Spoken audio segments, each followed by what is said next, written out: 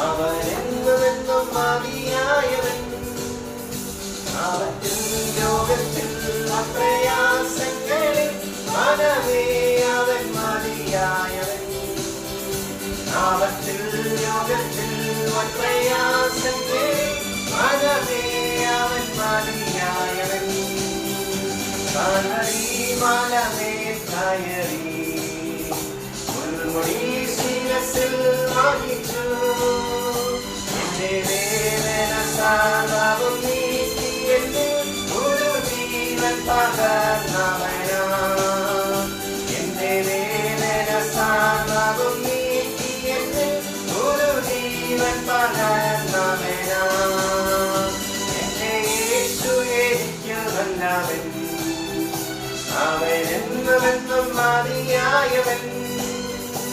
ആപത്തിൽ ലോകത്തിൽ പ്രയാസങ്ങളിൽ മനമേ അവൻ മതിയായവൻ. ആപത്തിൽ ലോകത്തിൽ പ്രയാസങ്ങളിൽ മനമേ അവൻ മതിയായവൻ. അവനാകേലും മന്ദിരുമേ ദിവ്യ സ്നേഹത്തിനുറവിടമേ. പതിനായിരത്തിൽ അതിശ്രേഷ്ഠനവൻ സുത്യനാം പത്മനാം നായകൻ. പതിനായിരത്തിൽ അതിശ്രേഷ്ഠനവൻ സുത്യനാം പത്മനാം നായകൻ. എന്റെ യേശു എനിക്ക് നല്ലവൻ. അവനെന്നുമെന്നും മതിയായവൻ. ആപത്തിൽ ലോകത്തിൽ പ്രയാസങ്ങളിൽ മനമേ അവൻ മതിയായവൻ. ആപത്തിൽ ലോകത്തിൽ പ്രയാസങ്ങളിൽ മനമേ അവൻ മതിയായവൻ. മരുഭൂയാത്രയാധികാരിണം പ്രതികൂലങ്ങളാനു നിമിഷം. പരമേഘസ്തംഭം രാത്രിയാക്കി തുണാനിന്നെ അനുദിനം വഴി നടത്തും. പകൽ മേഘസ്തംഭം രാത്രിയാക്കി തുണാം എന്നെ അനുദിനം വഴി നടത്തും. എന്റെ യേശു എനിക്കു നല്ലവൻ. അവനെന്നുമെന്നും മതിയായവൻ. ആപത്തിൽ ലോകത്തിൽ പ്രയാസങ്ങളിൽ മനമേ അവൻ മതിയായവൻ. ആപത്തിൽ ലോകത്തിൽ പ്രയാസങ്ങളിൽ മനമേ അവൻ മതിയായവൻ. എന്റെ കേട്ടമെല്ലാം നീങ്ങിപ്പോ കണ്ണുനീരെല്ലാം തുടച്ചിടുമേ. അവൻ രാജാവായി വാനിൽ വെളിപ്പെടുമ്പോൾ ഞാൻ അവനിടം പറന്നുയരും. അവൻ രാജാവായി വാനിൽ വെളിപ്പെടുമ്പോൾ ഞാൻ അവനിടം പറന്നുയരും. എന്റെ യേശു എനിക്കു നല്ലവൻ. അവനെന്നുമെന്നും മതിയായവൻ. ആപത്തിൽ ലോകത്തിൽ പ്രയാസങ്ങളിൽ മനമേ അവൻ മതിയായവൻ. ആപത്തിൽ ലോകത്തിൽ പ്രയാസങ്ങളിൽ മനമേ അവൻ മതിയായവൻ.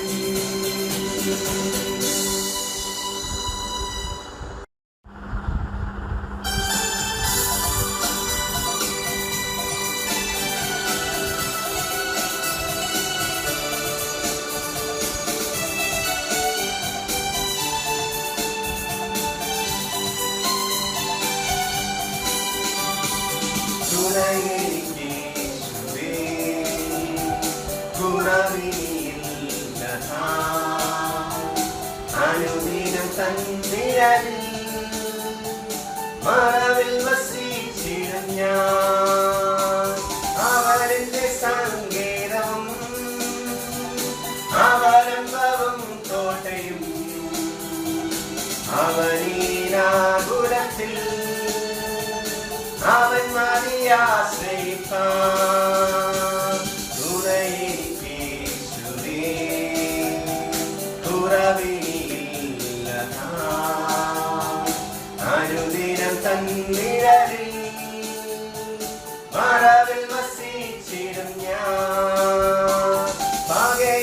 കനികളിലും പകരുന്ന വ്യാധിയിലും പകലിലും രാവിലും പകർന്നിലും കൃപമഴ പോ തുണയിരിക്കേ കുറവിനില്ല അനുദിനം തന്നിരലിൽ മറവിൽ വസിച്ചിടും ഞാൻ തരണമവൻ തരും തൻ ചിറകുകളിൻ കീഴിൽ പരിചയം പലകയുമാ പരമേനി പാരിടത്തിൽ തുണയെനിക്കേശുവേ കുറവിനില്ല അനുദിനം തന്നിരലിൽ മറവിൽ വസിച്ചിടും ഞാൻ വലനിരമായിരങ്ങൾ വലിയവധികാലും വലയമണിന്നെന്നെ വല്ലവൻ കാത്തിടുമേ തുണയേശുവേ കുറവിനില്ല അനുദിനം തന്നിരലിൽ മറവിൽ വസിച്ചിടും ഞാൻ ആകുലവേളകളിൽ ആപത്തു നാളുകളിൽ ആകിരനാമരികിൽ ആശ്വസിപ്പിച്ചിടുവാൻ തുണയെനിക്കേശുവേ കുറവിനില്ല അനുദിനം തന്നിരലിൽ മറവിൽ വസിച്ചിടും ഞാൻ.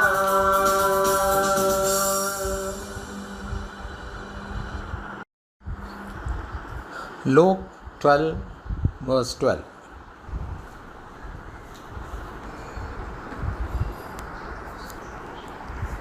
ലൂക്കോസ് 12:12.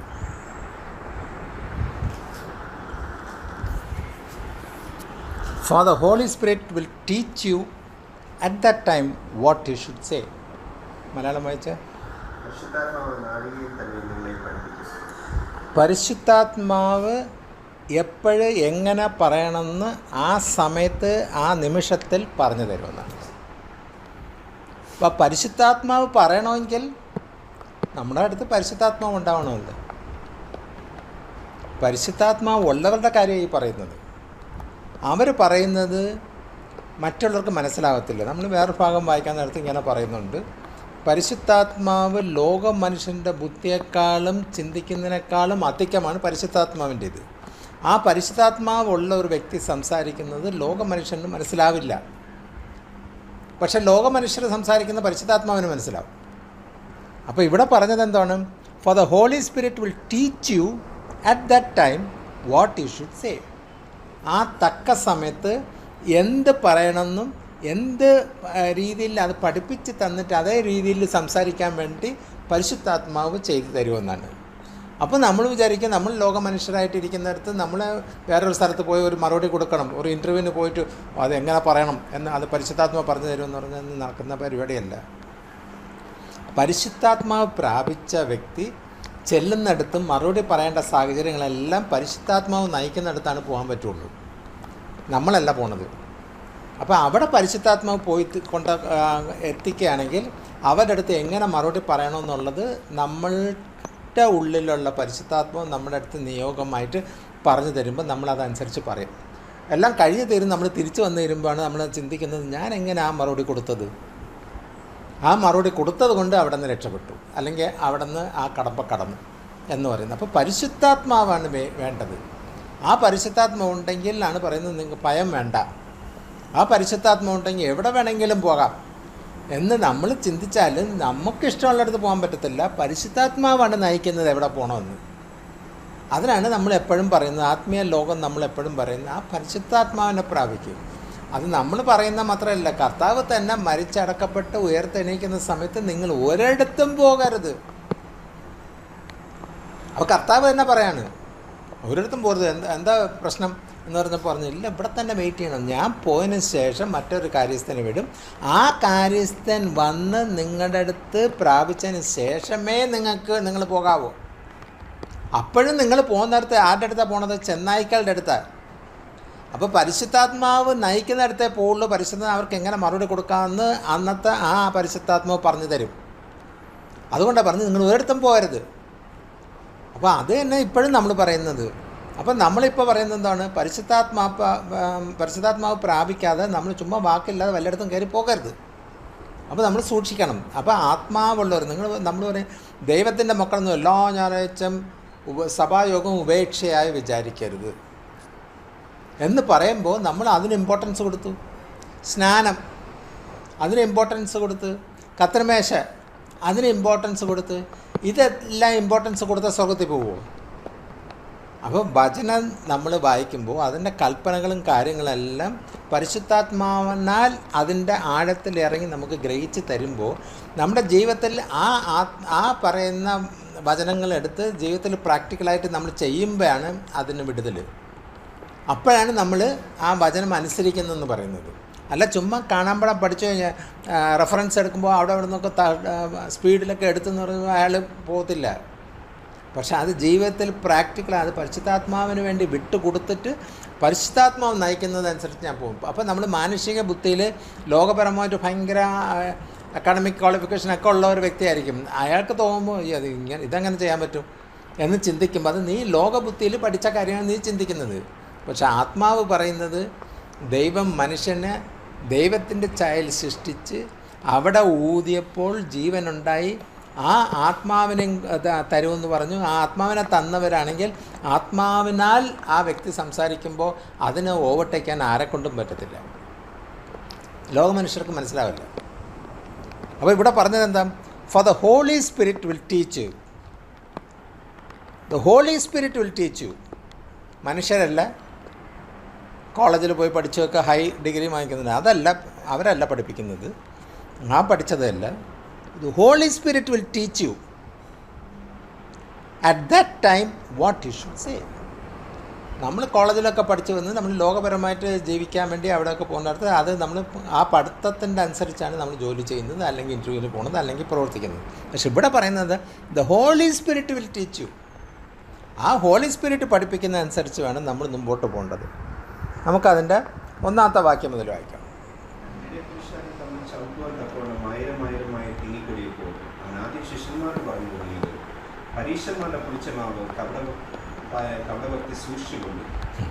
ഒരു സെക്കൻഡ്, ഒന്നുകൂടെ നിർത്തി വായിച്ചേ. അതിനിടയിൽ പുരുഷാരം തമ്മിൽ ചവിട്ടത്തക്ക വിധത്തിൽ വന്നെന്ന് എന്ന് വെച്ചാൽ അത്ര ജനക്കൂട്ടം. അപ്പോൾ അത്രയും ജനക്കൂട്ടം അവിടെ വരുന്നത് എവിടെ? കർത്താവിൻ്റെ അടുത്താണ് വരുന്നത്. പക്ഷെ അവിടെ കർത്താവ് ഉണ്ടെന്നുള്ള രീതിയിലല്ല വരുന്നത്. ജനക്കൂട്ടം അവിടെ കൂടി, അവർ തമ്മിൽ ചവിട്ടും കാര്യങ്ങളും വന്നു. ഓക്കെ, അടുത്തത് 1000 തിങ്ങിക്കൂടി നിന്ന് ജനക്കൂട്ടം അത്രയും തിങ്ങിക്കൂടി. എന്നിട്ട് അവരുടെ അടുത്തല്ല കർത്താവ് സംസാരിച്ചത്. കർത്താവ് സംസാരിക്കുന്ന ആരുടെ അടുത്ത്? ആദ്യം ശിഷ്യന്മാരുടെ അടുത്ത് സംസാരിച്ചു. അപ്പോൾ 1000 പേര് കൂടിത്തീരുന്നപ്പോൾ അവരുടെ അടുത്ത് എല്ലാവരും ശ്രദ്ധിക്കുക എന്ന് പറഞ്ഞിട്ട് തുടങ്ങിയില്ല. ശിഷ്യന്മാരെ വിളിച്ച്, കാരണം ശിഷ്യന്മാർ എപ്പോഴും കർത്താവിൻ്റെ തൊട്ട് ചുറ്റിനും തന്നെ ഉണ്ടാവും. അവരുടെ അടുത്ത് പറഞ്ഞത് എന്താ പറഞ്ഞത്? He began to speak first to his disciples. പബ്ലിക്കിൻ്റെ അടുത്തല്ല, ആദ്യമായിട്ട് ഡിസൈപ്പിളുടെ അടുത്ത് സംസാരിക്കാൻ തുടങ്ങി. സെയിങ് എന്താ പറഞ്ഞത്? പരീക്ഷന്മാർ എന്ന് പറഞ്ഞാൽ പാസ്റ്റർമാരും വചനങ്ങളൊക്കെ വ്യക്തമായിട്ട് അറിയുന്നവരുടെ അവരെ സൂക്ഷിച്ചോണം. അവരുടെ അടുത്തു നിന്നുള്ള പുളിച്ച മാവിൻ്റെ വർത്തമാനം കേൾക്കാനില്ല, നിങ്ങൾ സൂക്ഷിച്ചോണം. Be on your guard against the yeast of the Pharisees. അവർ വചനം തന്നെ സംസാരിക്കും, പക്ഷെ അവർ വചനം സംസാരിക്കുന്ന അവരുടെ ഇതിലോട്ട് കൊണ്ടുവരാൻ വേണ്ടിയുള്ള ഇതാണ്, ദൈവത്തിൻ്റെ സൈഡിലോട്ട് കൊണ്ടുവരാനല്ല. കർത്താവ് എന്ത് വചനത്തിൽ ഉദ്ദേശിച്ചത് അതല്ല ഇവർ പറയുന്നത്. അതിൽ പുളിച്ചു പോയി, അത് പഴഞ്ചീലനായി, അതിൻ്റെ ഈസ്റ്റ് വച്ചിട്ടാണ് അവരെ സൂക്ഷിച്ചോളുന്നത്. അത് ജനത്തിനടുത്ത് പറയാത്തത്. കർത്താവ് തിരഞ്ഞെടുത്ത ശിഷ്യന്മാർ അവരുടെ അടുത്ത് മാത്രമേ പറയുന്നുള്ളൂ, നിങ്ങൾ സൂക്ഷിച്ചോളണം. ചുമ്മാ അവർ പറയുമ്പോൾ കർത്താവേ അത് പറയാൻ കറക്റ്റല്ലേ എന്ന് പറയാൻ ഒക്കത്തില്ല. അതുകൊണ്ട് കർത്താവ് മുൻകൂട്ടി പറഞ്ഞു സൂക്ഷിച്ചോളണം. പരീശന്മാരും അവരൊക്കെ വചനങ്ങൾ അറിയുന്നവർ, അവരാണ് വചനം പഠിപ്പിക്കുന്നത്, അവരാണ് എല്ലാ വചനത്തിൻ്റെ ആഴങ്ങളും സംസാരിക്കും. ഇതാണ് വചനം കർത്താവ്, ഇത് ഉടനെ അവർ അവിടെ നിന്ന് ഇവിടെ നിന്നൊക്കെ എടുത്തിട്ട് ഇങ്ങനെ സംസാരിക്കുന്നു. അപ്പം അവിടെ സൂക്ഷിക്കണം എന്ന് പറയുന്നത്. കർത്താവ് പറഞ്ഞു സൂക്ഷിച്ചോളണം. Jesus began to speak first to his disciples saying, be on your guard against the yeast of the Pharisees, which is hypocrisy. എന്നിട്ട് രണ്ടാമത്തെ വാക്യം, മൂടി വച്ചതൊക്കെ എന്തൊക്കെ ഒളിച്ചു വെച്ചതൊക്കെ അത് വെളിയിൽ വരാതെ ഇരിക്കത്തില്ല. അതിൻ്റെ സത്യം വെളിയിൽ വരും. ഇപ്പോൾ ഇവിടെ പറയാം, there is nothing concealed that will not be disclosed. മൂടി വെച്ചതൊന്നും വരാതിരിക്കത്തില്ല. Or hidden that will not be made known. എന്തെങ്കിലും ഒളിച്ചു വെച്ചതുണ്ടോ ആരെയും അറിയിക്കേണ്ടെന്ന് വെച്ചാൽ അതും അറിയാതിരിക്കത്തില്ല. അപ്പോൾ ഇവിടെ പറയുന്നത് ലോകകാര്യങ്ങളല്ല. ഒരാളുടെ അടുത്ത് നിന്ന് സ്വർണം പൊട്ടിച്ചൊന്നു അത് കൊണ്ടുപോയി ഒളിച്ചു വെച്ച് അതാരും കണ്ടില്ലല്ലോ, അതല്ല ഇവിടെ പറയുന്നത്.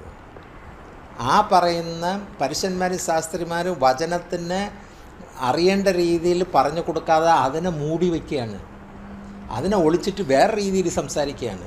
എന്ന് വെച്ചാൽ അവർക്ക് മെയിൻ എന്താണ്, ഈ മോഷണവും കാര്യങ്ങളൊന്നും അല്ല, സ്വർഗത്തിൽ പോകരുത്. പിശാചിൻ്റെ ജോലി എന്താ, അവരെ പിടിച്ച് നരകത്തിൽ കൊണ്ടുപോകണം. അപ്പോൾ അവർ ഇതേ വചനത്തിൽ നിന്നുകൊണ്ട് തന്നെ അവരെ മൂടി വച്ചിരിക്കുന്നത് ഒക്കെ മൂടി വയ്ക്കാനുള്ള അതിന് വേറെ കറക്കി ചുറ്റി ഒരു മറുപടികൾ കൊടുക്കും. നമ്മൾ കേൾക്കുമ്പോൾ വിചാരിക്കും അയ്യോ ഇത് കറക്റ്റല്ലേ എന്ന് നമ്മൾ വിചാരിക്കും. നമ്മൾ സൂക്ഷിച്ചോളണം. അപ്പോൾ ഇവിടെ പറയുന്നത് എന്താണ്, there is nothing concealed that will not be disclosed or hidden that will not be made known. മൂന്നാമത്തെ വാക്യം, ആകയാൽ നിങ്ങൾ ഇരുട്ടത്തിൽ പറഞ്ഞത് മേടിക്കാം. ഒളിച്ച് പറഞ്ഞത് എന്ന് വെച്ചാൽ ലൈറ്റ് ഇല്ലാത്ത സമയത്തുള്ള ഇരുട്ടും കാര്യങ്ങളല്ല. നിങ്ങൾ ഒളിച്ച് ഇത് അവർ കേൾക്കരുത്, അല്ലെങ്കിൽ ആ ദേവദാസൻ കേൾക്കരുത്, ആ അഭിഷക്തൻ കേൾക്കരുത്, ആ വചനം അറിയുന്ന വ്യക്തി കേൾക്കരുത് എന്ന് പറഞ്ഞ് ഒളിച്ച് ചിലയിടത്തൊക്കെ പറയുന്നു. അവിടെ പറയുന്നത് ഒളിച്ചു വയ്ക്കുന്നത് ഇവിടെ കേൾക്കുമെന്നാണ്. അപ്പോൾ ഇവിടെ what you have said in the dark will be heard in the daylight. അത് പകൽ അത് വെളിപ്പെടും. And what you have whispered the ear in the inner rooms will be proclaimed from the dome. രഹസ്യമായിട്ട് നിങ്ങൾ ഒളിച്ച് റൂമിൻ്റെ അകത്ത് പോയി ഇരുന്ന് അവരുടെ അടുത്ത് പറഞ്ഞു കൊടുത്തതും അതും വെളിപ്പെടും. Will be proclaimed from the roofs. അതൊക്കെ മേൽക്കൂരയിൽ നിന്നും കൊണ്ട് മൈക്ക് വിളിച്ച് പറയുന്ന കണക്ക് രീതിയിൽ അവിടെ വിളിച്ചു പറയും. നിങ്ങൾ രഹസ്യമായിട്ടാണ് സംസാരിച്ചത്, അത് നിങ്ങളുടെ അറിവ് കൊണ്ട് നിങ്ങളുടെ ലോകബുദ്ധിയിൽ നിങ്ങൾ പറയുന്നത് രഹസ്യം ഇങ്ങനെയാണ്. പക്ഷേ ആത്മാവുള്ളവൻ അവൻ എവിടെയും കയറി ചെല്ലും, എവിടെയും ചെന്ന് വിളിച്ചു പറയും. അതൊന്നും ഇവർക്ക് മനസ്സിലാവില്ല, ഇവർ തർക്കിച്ചുകൊണ്ടിരിക്കും. അതാണ് ആത്മാവുള്ള വ്യക്തിയും ലോക മനുഷ്യൻ്റെ ആത്മാവുള്ള വ്യക്തിയും വ്യത്യാസമുള്ളത്. അത് ലോക മനുഷ്യന് മനസ്സിലാവില്ല.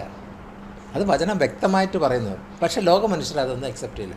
അവർക്ക് സ്വരം കൂടുതലുണ്ട്, അവർക്ക് ലോകജ്ഞാനമുള്ളത് കൊണ്ട് അതനുസരിച്ച് സംസാരിക്കാൻ അറിയാം. ഇതൊക്കെ അറിയുന്നവൻ ഈ ആത്മാവുള്ള വ്യക്തിയുടെ അടുത്തൊന്നും എത്തത്തില്ല. ആത്മാവ് പറയുന്നത് ഇവർക്ക് മനസ്സിലാവത്തുമില്ല. പക്ഷെ അവർ സമ്മതിച്ചു കൊടുക്കത്തില്ല. പക്ഷെ അവരെത്ര ഒളിച്ച് എത്ര രഹസ്യമായിട്ട് സംസാരിച്ചാലും തന്നെ ദൈവത്തിൻ്റെ ആത്മാവ് പറയുന്നു, മേക്കൂറിൽ നിന്നുകൊണ്ട് വിളിച്ച് പറയും നീ രഹസ്യമായിട്ട് സംസാരിച്ചത്. അവരെ ഒന്നും അറിയിക്കരുതെന്ന് പറഞ്ഞിട്ട് ചിന്തിച്ചുകൊണ്ടിരുന്നത് ലോകം അറിയുന്നത്. അപ്പോൾ കർത്താവിന് ദൈവത്തിന് അത് എങ്ങനെ വെളിപ്പെടുത്തണമെന്ന് ദൈവത്തിന്, നിങ്ങൾ എങ്ങനെ ഒളിച്ചാലും എവിടെ ഒളിച്ചാലും ശരി ദൈവത്തിനൊരു ഇതുണ്ട്. മനുഷ്യന് പാവം ചെയ്ത മനുഷ്യന് അവസാനം തുള്ളി രക്തം വരെ കൊടുത്ത് അവരെ അവിടെ നിന്ന് വീണ്ടെടുത്തിട്ടുണ്ടെങ്കിൽ അത് വഴിയിൽ വെച്ചിട്ട് ഇനി ഇവരെ കൊണ്ടൊന്നും പറ്റത്തില്ലെന്ന് പറഞ്ഞ് കളഞ്ഞിട്ട് പോകത്തില്ല. അപ്പോൾ അത് എങ്ങനെ കൊണ്ടുവരണം എന്ന് പറഞ്ഞ് ലോകബുദ്ധിയിൽ ഇപ്പോൾ ദൈവത്തിന് വിചാരിച്ചാൽ മതി ഈ ഇങ്ങനെയുള്ളവരെല്ലാം ഒറ്റയടിക്ക് കൊന്നു കളഞ്ഞിട്ട് ബാക്കിയുള്ളവരെ വെച്ചാൽ മതിയല്ലേ. അങ്ങനെയല്ല. അത് അപ്പോൾ ആദ്യമേ തുടക്കത്തിൽ പറഞ്ഞത് എന്താണ്, പിശാചുമായിട്ട് ഒരു കരാറുണ്ട് ദൈവത്തിന്. നിനക്ക് പറ്റുമെങ്കിൽ നിൻ്റെ ഇതിലാവുന്നവരാണെങ്കിൽ നീ എടുത്തോ. അപ്പോഴാണ് പറഞ്ഞത് ഇതോ മറ്റാൾ സുഖമില്ലാതെ കിടന്നു, അവൻ ഇങ്ങനെ അഴുക്ക് വസ്ത്രം ധരിച്ചുകൊണ്ട് വന്നു എന്നൊക്കെ പറഞ്ഞിട്ട് ഓരോ കാര്യങ്ങൾ പൊക്കിയെടുത്തുകൊണ്ട് വരുന്നു. അവസാനം എല്ലാം കഴിഞ്ഞ് തരുന്നു പറഞ്ഞ് ജീവൻ മാത്രം തുടരുത്. കാരണം അത് ദൈവം കൊടുത്തതാണ്. അതും ആ പിശാചിന് വേണമെങ്കിൽ ആ പാട്ടുകാരന് വേണമെങ്കിൽ എടുക്കാം, പക്ഷെ ജീവൻ മാത്രം തുടരുത്. അതുകൊണ്ടാണ് അത് പറയാൻ കാരണം. അല്ലെങ്കിൽ ദൈവം കൊടുത്ത ജീവൻ ദൈവത്തിന് തന്നെ എടുക്കാമെന്ന് പറയുമ്പോൾ അത് പറയേണ്ട കാര്യമില്ലല്ലോ. കാരണം ആ വ്യക്തിക്ക് ഈക്വൽ പവർ ഉണ്ടായിരുന്നു, ഒരു സ്റ്റെപ്പ് മാത്രമേ താഴെ ഉണ്ടായിരുന്നുള്ളൂ. അപ്പനാണ് അവന് അഹങ്കാരം വന്നത്. ഞാൻ പാട്ടുകാരനാണ്, എൻ്റെ സംഗീതമാണ് ഈ സ്വർഗത്തിൽ മുഴുക്കുകയും കേട്ടുകൊണ്ടിരിക്കുന്നത്. അവൻ ചിന്തിച്ചതേ ഉള്ളൂ, അവനെ അടിച്ച് താഴെ ഇട്ടു. അപ്പോഴാണ് വന്നിട്ട് വരും, ശരി നീ പറയുന്നതൊക്കെ ഞാൻ സമ്മതിക്കാം. അത് കർത്താവ് പറഞ്ഞല്ലോ, വചനം എങ്ങനെ വരുന്നത്, അവരങ്ങനെ അല്ലല്ലോ, അങ്ങനെ അല്ലെങ്കിൽ നീ എടുത്തോ. അതിനാണ് കർത്താവ് ഇവിടെ ദൂതന്മാർ, പ്രവാചകന്മാർ, ദേവദാസന്മാരെയൊക്കെ ഭൂമിയിൽ വിട്ടിരിക്കുന്നത്. അത് തിരിച്ചറിയാൻ പറ്റുന്നില്ല. അന്നത്തെ കാലത്തെ അവർ പറയുന്നു, അപ്പനപ്പന്മാർ തിരിച്ചറിയാതെ അവരെയൊക്കെ മരണത്തിന് വിട്ടുകൊടുത്തു. ഇപ്പോഴും അത് തന്നെ. അപ്പോൾ എന്ന് നമ്മൾ നോക്കിയാലും ഇപ്പോഴും അത് തന്നെ നടക്കുന്നത്. അന്ന് പറഞ്ഞ കാര്യങ്ങൾ തന്നെ ഇപ്പോഴും നടക്കുന്നത്, അന്ന് കള്ളം പറഞ്ഞത് തന്നെ ഇപ്പോഴും നടക്കുന്നത്. അപ്പോൾ എല്ലാം നടക്കുന്നുണ്ട്. അപ്പോൾ വചനം നമ്മൾ വായിക്കുമ്പോൾ പ്രാക്ടിക്കലായിട്ട് നമ്മൾ ചെയ്യുമ്പോൾ നമ്മൾ സംസാരിക്കേണ്ടത്, നമ്മൾ മറ്റവരുമായിട്ട് ഇടപെടുമ്പോൾ ഇത് വേണം നമ്മുടെ മനസ്സിൽ കൂടെ വന്നുകൊണ്ടിരിക്കേണ്ടത്. എന്നിട്ട് പറയുന്നത് inner rooms will be proclaimed from the rooms. നാലാമത്തെ, ഐ ടെൽ യു, ഞാൻ നിങ്ങളുടെ അടുത്ത് പറയാനും, my friends, do not be afraid of those who kill the body and after that can do no more. നിങ്ങൾ എല്ലാവരുടെ അടുത്തും പറയാനും, കൂട്ടുകാരന്മാരെ, നിങ്ങൾ വന്നിരിക്കുന്ന സഹോദരന്മാരെ എല്ലായിടത്തും വിളിച്ചു പറയാനും, നിങ്ങൾ ഭയപ്പെടണ്ട. കാരണം നിങ്ങളെ കൊല്ലാൻ വന്നാലും നിങ്ങൾ ഭയപ്പെടേണ്ട. കാരണം അവർക്ക് ശരീരം മാത്രമേ കൊല്ലാൻ പറ്റുന്നുള്ളൂ. Who kill the body and after that can do no more. അത് കഴിഞ്ഞാൽ പിന്നെ അവർക്കൊന്നും ചെയ്യാൻ പറ്റത്തില്ല. നമ്മളുമായിട്ട് വഴക്ക് കൂടി ബഹളമൊക്കെ, നീ ഇങ്ങനെയാണോ അതെങ്ങനെ പറഞ്ഞതിന് അവസാനം കൊന്നു വരുന്നുണ്ട്. പിന്നെ അത് പറഞ്ഞുകൊണ്ടിരിക്കാൻ പറ്റുമോ? ഇതത്ത് പിന്നെ അത് കഴിഞ്ഞിട്ട് ഒന്നും ചെയ്യാൻ പറ്റുന്നില്ല. അവൻ ജീവിച്ചിരുന്നെങ്കിൽ കുറച്ചുകൂടെ തെറി പറഞ്ഞുകൊണ്ടിരിക്കുകയായിരുന്നു. അവൻ നേരത്തെ കൊന്നതുകൊണ്ട് തെറി അവിടെ വെച്ച് നിന്നു.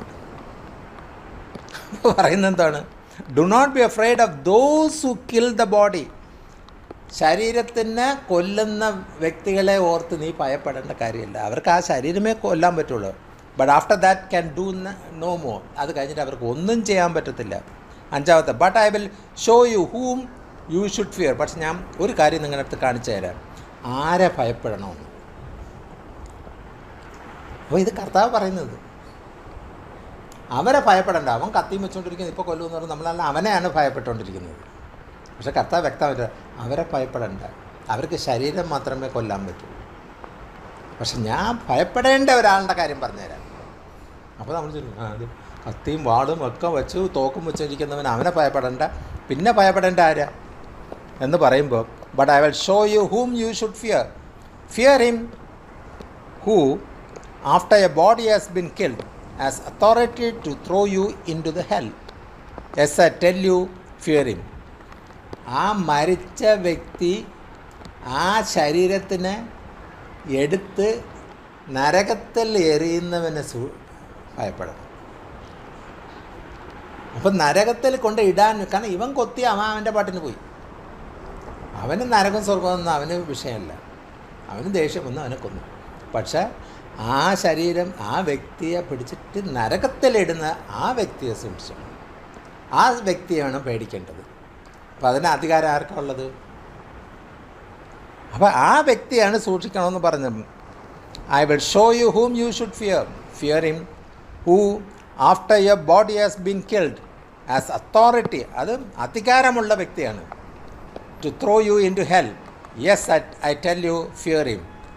അധികാരമുള്ള വ്യക്തി, ആ ബോഡി എടുത്ത് നരകത്തിൽ ഇടാൻ വേണ്ടി അധികാരമുള്ള വ്യക്തിയാണ്. മറ്റവർക്ക് അത് അധികാരമൊന്നുമില്ല. സ്വർഗത്തിലെടുക്കാനും അധികാരം ഈ വ്യക്തിക്കാണ്, നരകത്തിൽ കളയാനും അധികാരം ഈ വ്യക്തിക്കാണ്. അപ്പോൾ നരകത്തിലിടുമ്പോൾ പേടിയാണല്ലോ. പക്ഷെ ഇത് ആരും ഹെല്ലും കണ്ടിട്ടില്ല, ഹെവനും കണ്ടില്ല. അതുകൊണ്ട് ഭയമെന്ന് പറഞ്ഞ സംഭവമില്ല. പക്ഷേ AK-47 വെച്ച് വെടിവെക്കുന്ന ഒന്നുമില്ലെങ്കിലും ടി വിയിൽ കണ്ടതുകൊണ്ട് അറിയാം, അതിൻ്റെ ഒരു ബുള്ളറ്റ് വന്നാൽ ആൾ ക്ലോസ് ആവും. ഇപ്പോൾ അതൊന്നും വേണ്ട. ഇപ്പോൾ കൊറോണ, അടുത്ത വീട്ടിൽ ഒരു വൈറസ്, ഒരു വൈറസാണ്, അത് വന്ന് തീരുന്ന ഭയം തുടങ്ങി. അതിനൊക്കെ ഭയക്കുന്നത്. പക്ഷേ നരകത്തിൽ എടുത്ത് ഇടാനുള്ള അധികാരമുള്ള ആൾ വന്ന് നമ്മളെ നരകത്തിൽ ഇടുന്ന വ്യക്തിയെ ആരും പേടിയില്ല. കാരണം നിങ്ങൾക്കറിയില്ല അറിയാത്ത കാരണം എന്താ? ആ ആത്മാവിന് നിങ്ങൾ പ്രാപിക്കാത്തതുകൊണ്ടാണ് ആ ആത്മാവുള്ള വ്യക്തിക്ക് ആ ആത്മാവിനെ പറ്റി അറിയാൻ പറ്റുള്ളൂ. അവർ വീണ്ടും ലോകകാര്യത്തിൽ ചിന്തിച്ചുകൊണ്ടിരിക്കുന്നു. അതിനാണ് ആ കൊറോണ വന്ന് നിന്നെ കൊന്നാലും നീ എവിടെ പോകാൻ പോണത്? മരണശേഷം നീ എങ്ങോട്ടാണ് പോണത്? നരകത്തിലാണ്, സ്വർഗത്തിലാണ്? നരകത്തിൽ കൊണ്ട് ഇടണം. അധികാരമുള്ള വ്യക്തിയുണ്ട്, ആ വ്യക്തിയെ പേടിക്കണം. സർക്കാർ സ്പിരിറ്റും ഇല്ല, ഓക്സിജനും ഇല്ല, മരുന്നുമില്ല എന്ന് പറഞ്ഞാൽ അതൊക്കെ ലോക മനുഷ്യരാണ്. അവർക്കതൊന്നും ചിന്തയില്ല. കാരണം അവർക്കറിയാം, അവർക്ക് എന്തെങ്കിലും പ്രശ്നം വന്ന് തീരുന്ന 10 ഡോക്ടർമാരുണ്ട് അവരെ നോക്കാൻ. അവർക്ക് മരുന്ന് എവിടെ നിന്ന് വേണമെങ്കിലും വരുത്തിക്കും. മനുഷ്യനെന്ന് പറഞ്ഞാൽ അവർക്കതൊരു ഇമ്പോർട്ടൻ്റ് അല്ല. അപ്പോൾ ഇൻഡയറക്റ്റ്ലി അവർ കൊല്ലയാണ്. ഇപ്പോൾ ഡൽഹിയിലെ കോടതി കേന്ദ്രത്തിൽ ചോദിച്ചിരിക്കുന്നത്, നിങ്ങൾ ഇത്രയും ദിവസം എന്തോന്നു പരാജയമാണ്. അപ്പോൾ ആ ഭരിക്കുന്നവരെയാണ് പിടിക്കേണ്ടത്. അതിൻ്റെ മെയിൻ ഉദ്യോഗസ്ഥന്മാരെ പിടിക്കണം. കാരണം അവരെ ചെയ്തു വയ്ക്കണം. അവർ മുൻകൂട്ടി കാണണം. പിന്നെ നീ ഭരിക്കുന്നത് വന്ന് തീർന്നിട്ടാണോ ഓരോ കാര്യങ്ങൾ കാണുന്നത്? നമുക്ക് ഇന്ന് ഫുഡ് തീർന്നു, അയ്യോ നാളെ പട്ടിണിയാവില്ല, നമ്മൾ ഇന്ന് പോയി സാധനം വാങ്ങിക്കുന്നത്. അപ്പോൾ അത് നമുക്കറിയാം. അതേ കണക്ക് ഹോസ്പിറ്റലിൻ്റെ ഒരു മന്ത്രിയോ അല്ലെങ്കിൽ ഹോസ്പിറ്റലിൽ ജോലി ചെയ്യുന്ന ഡോക്ടറോ ഹോസ്പിറ്റലോ കാര്യങ്ങൾ കരുതി വെക്കണം. എന്തുകൊണ്ട് പ്രൈവറ്റ് ഹോസ്പിറ്റലിൽ ഇതൊക്കെ ഉണ്ട്? ഗവൺമെൻറ് ഹോസ്പിറ്റലാണ് തീർന്നു പോയി എന്ന് പറയുന്നത്. പ്രൈവറ്റ് ഹോസ്പിറ്റലിൽ ഇതൊക്കെ ഉണ്ട്. പണം കൊടുത്താൽ എല്ലാം ഉണ്ട്. കാരണം അവർ ബിസിനസ്സിനാണ്. അവർ കോടികൾ മുടക്കി ഒരു ഹോസ്പിറ്റൽ ഉണ്ടാക്കി അവർ ബിസിനസ്. അപ്പോൾ മരണം ഒരു സൈഡ് നടക്കുന്നെങ്കിലും അവൻ്റെ ചിന്ത ബിസിനസ്സാണ്. അവൻ അറിയുന്നില്ല അവനും കൊറോണ വരുമെന്ന്. ആ മുതലാളിക്കും കൊറോണ വരുമെന്ന് അവനറിയുന്നില്ല. അവൻ അപ്പോഴും നോക്കുന്നത് എന്താണ്?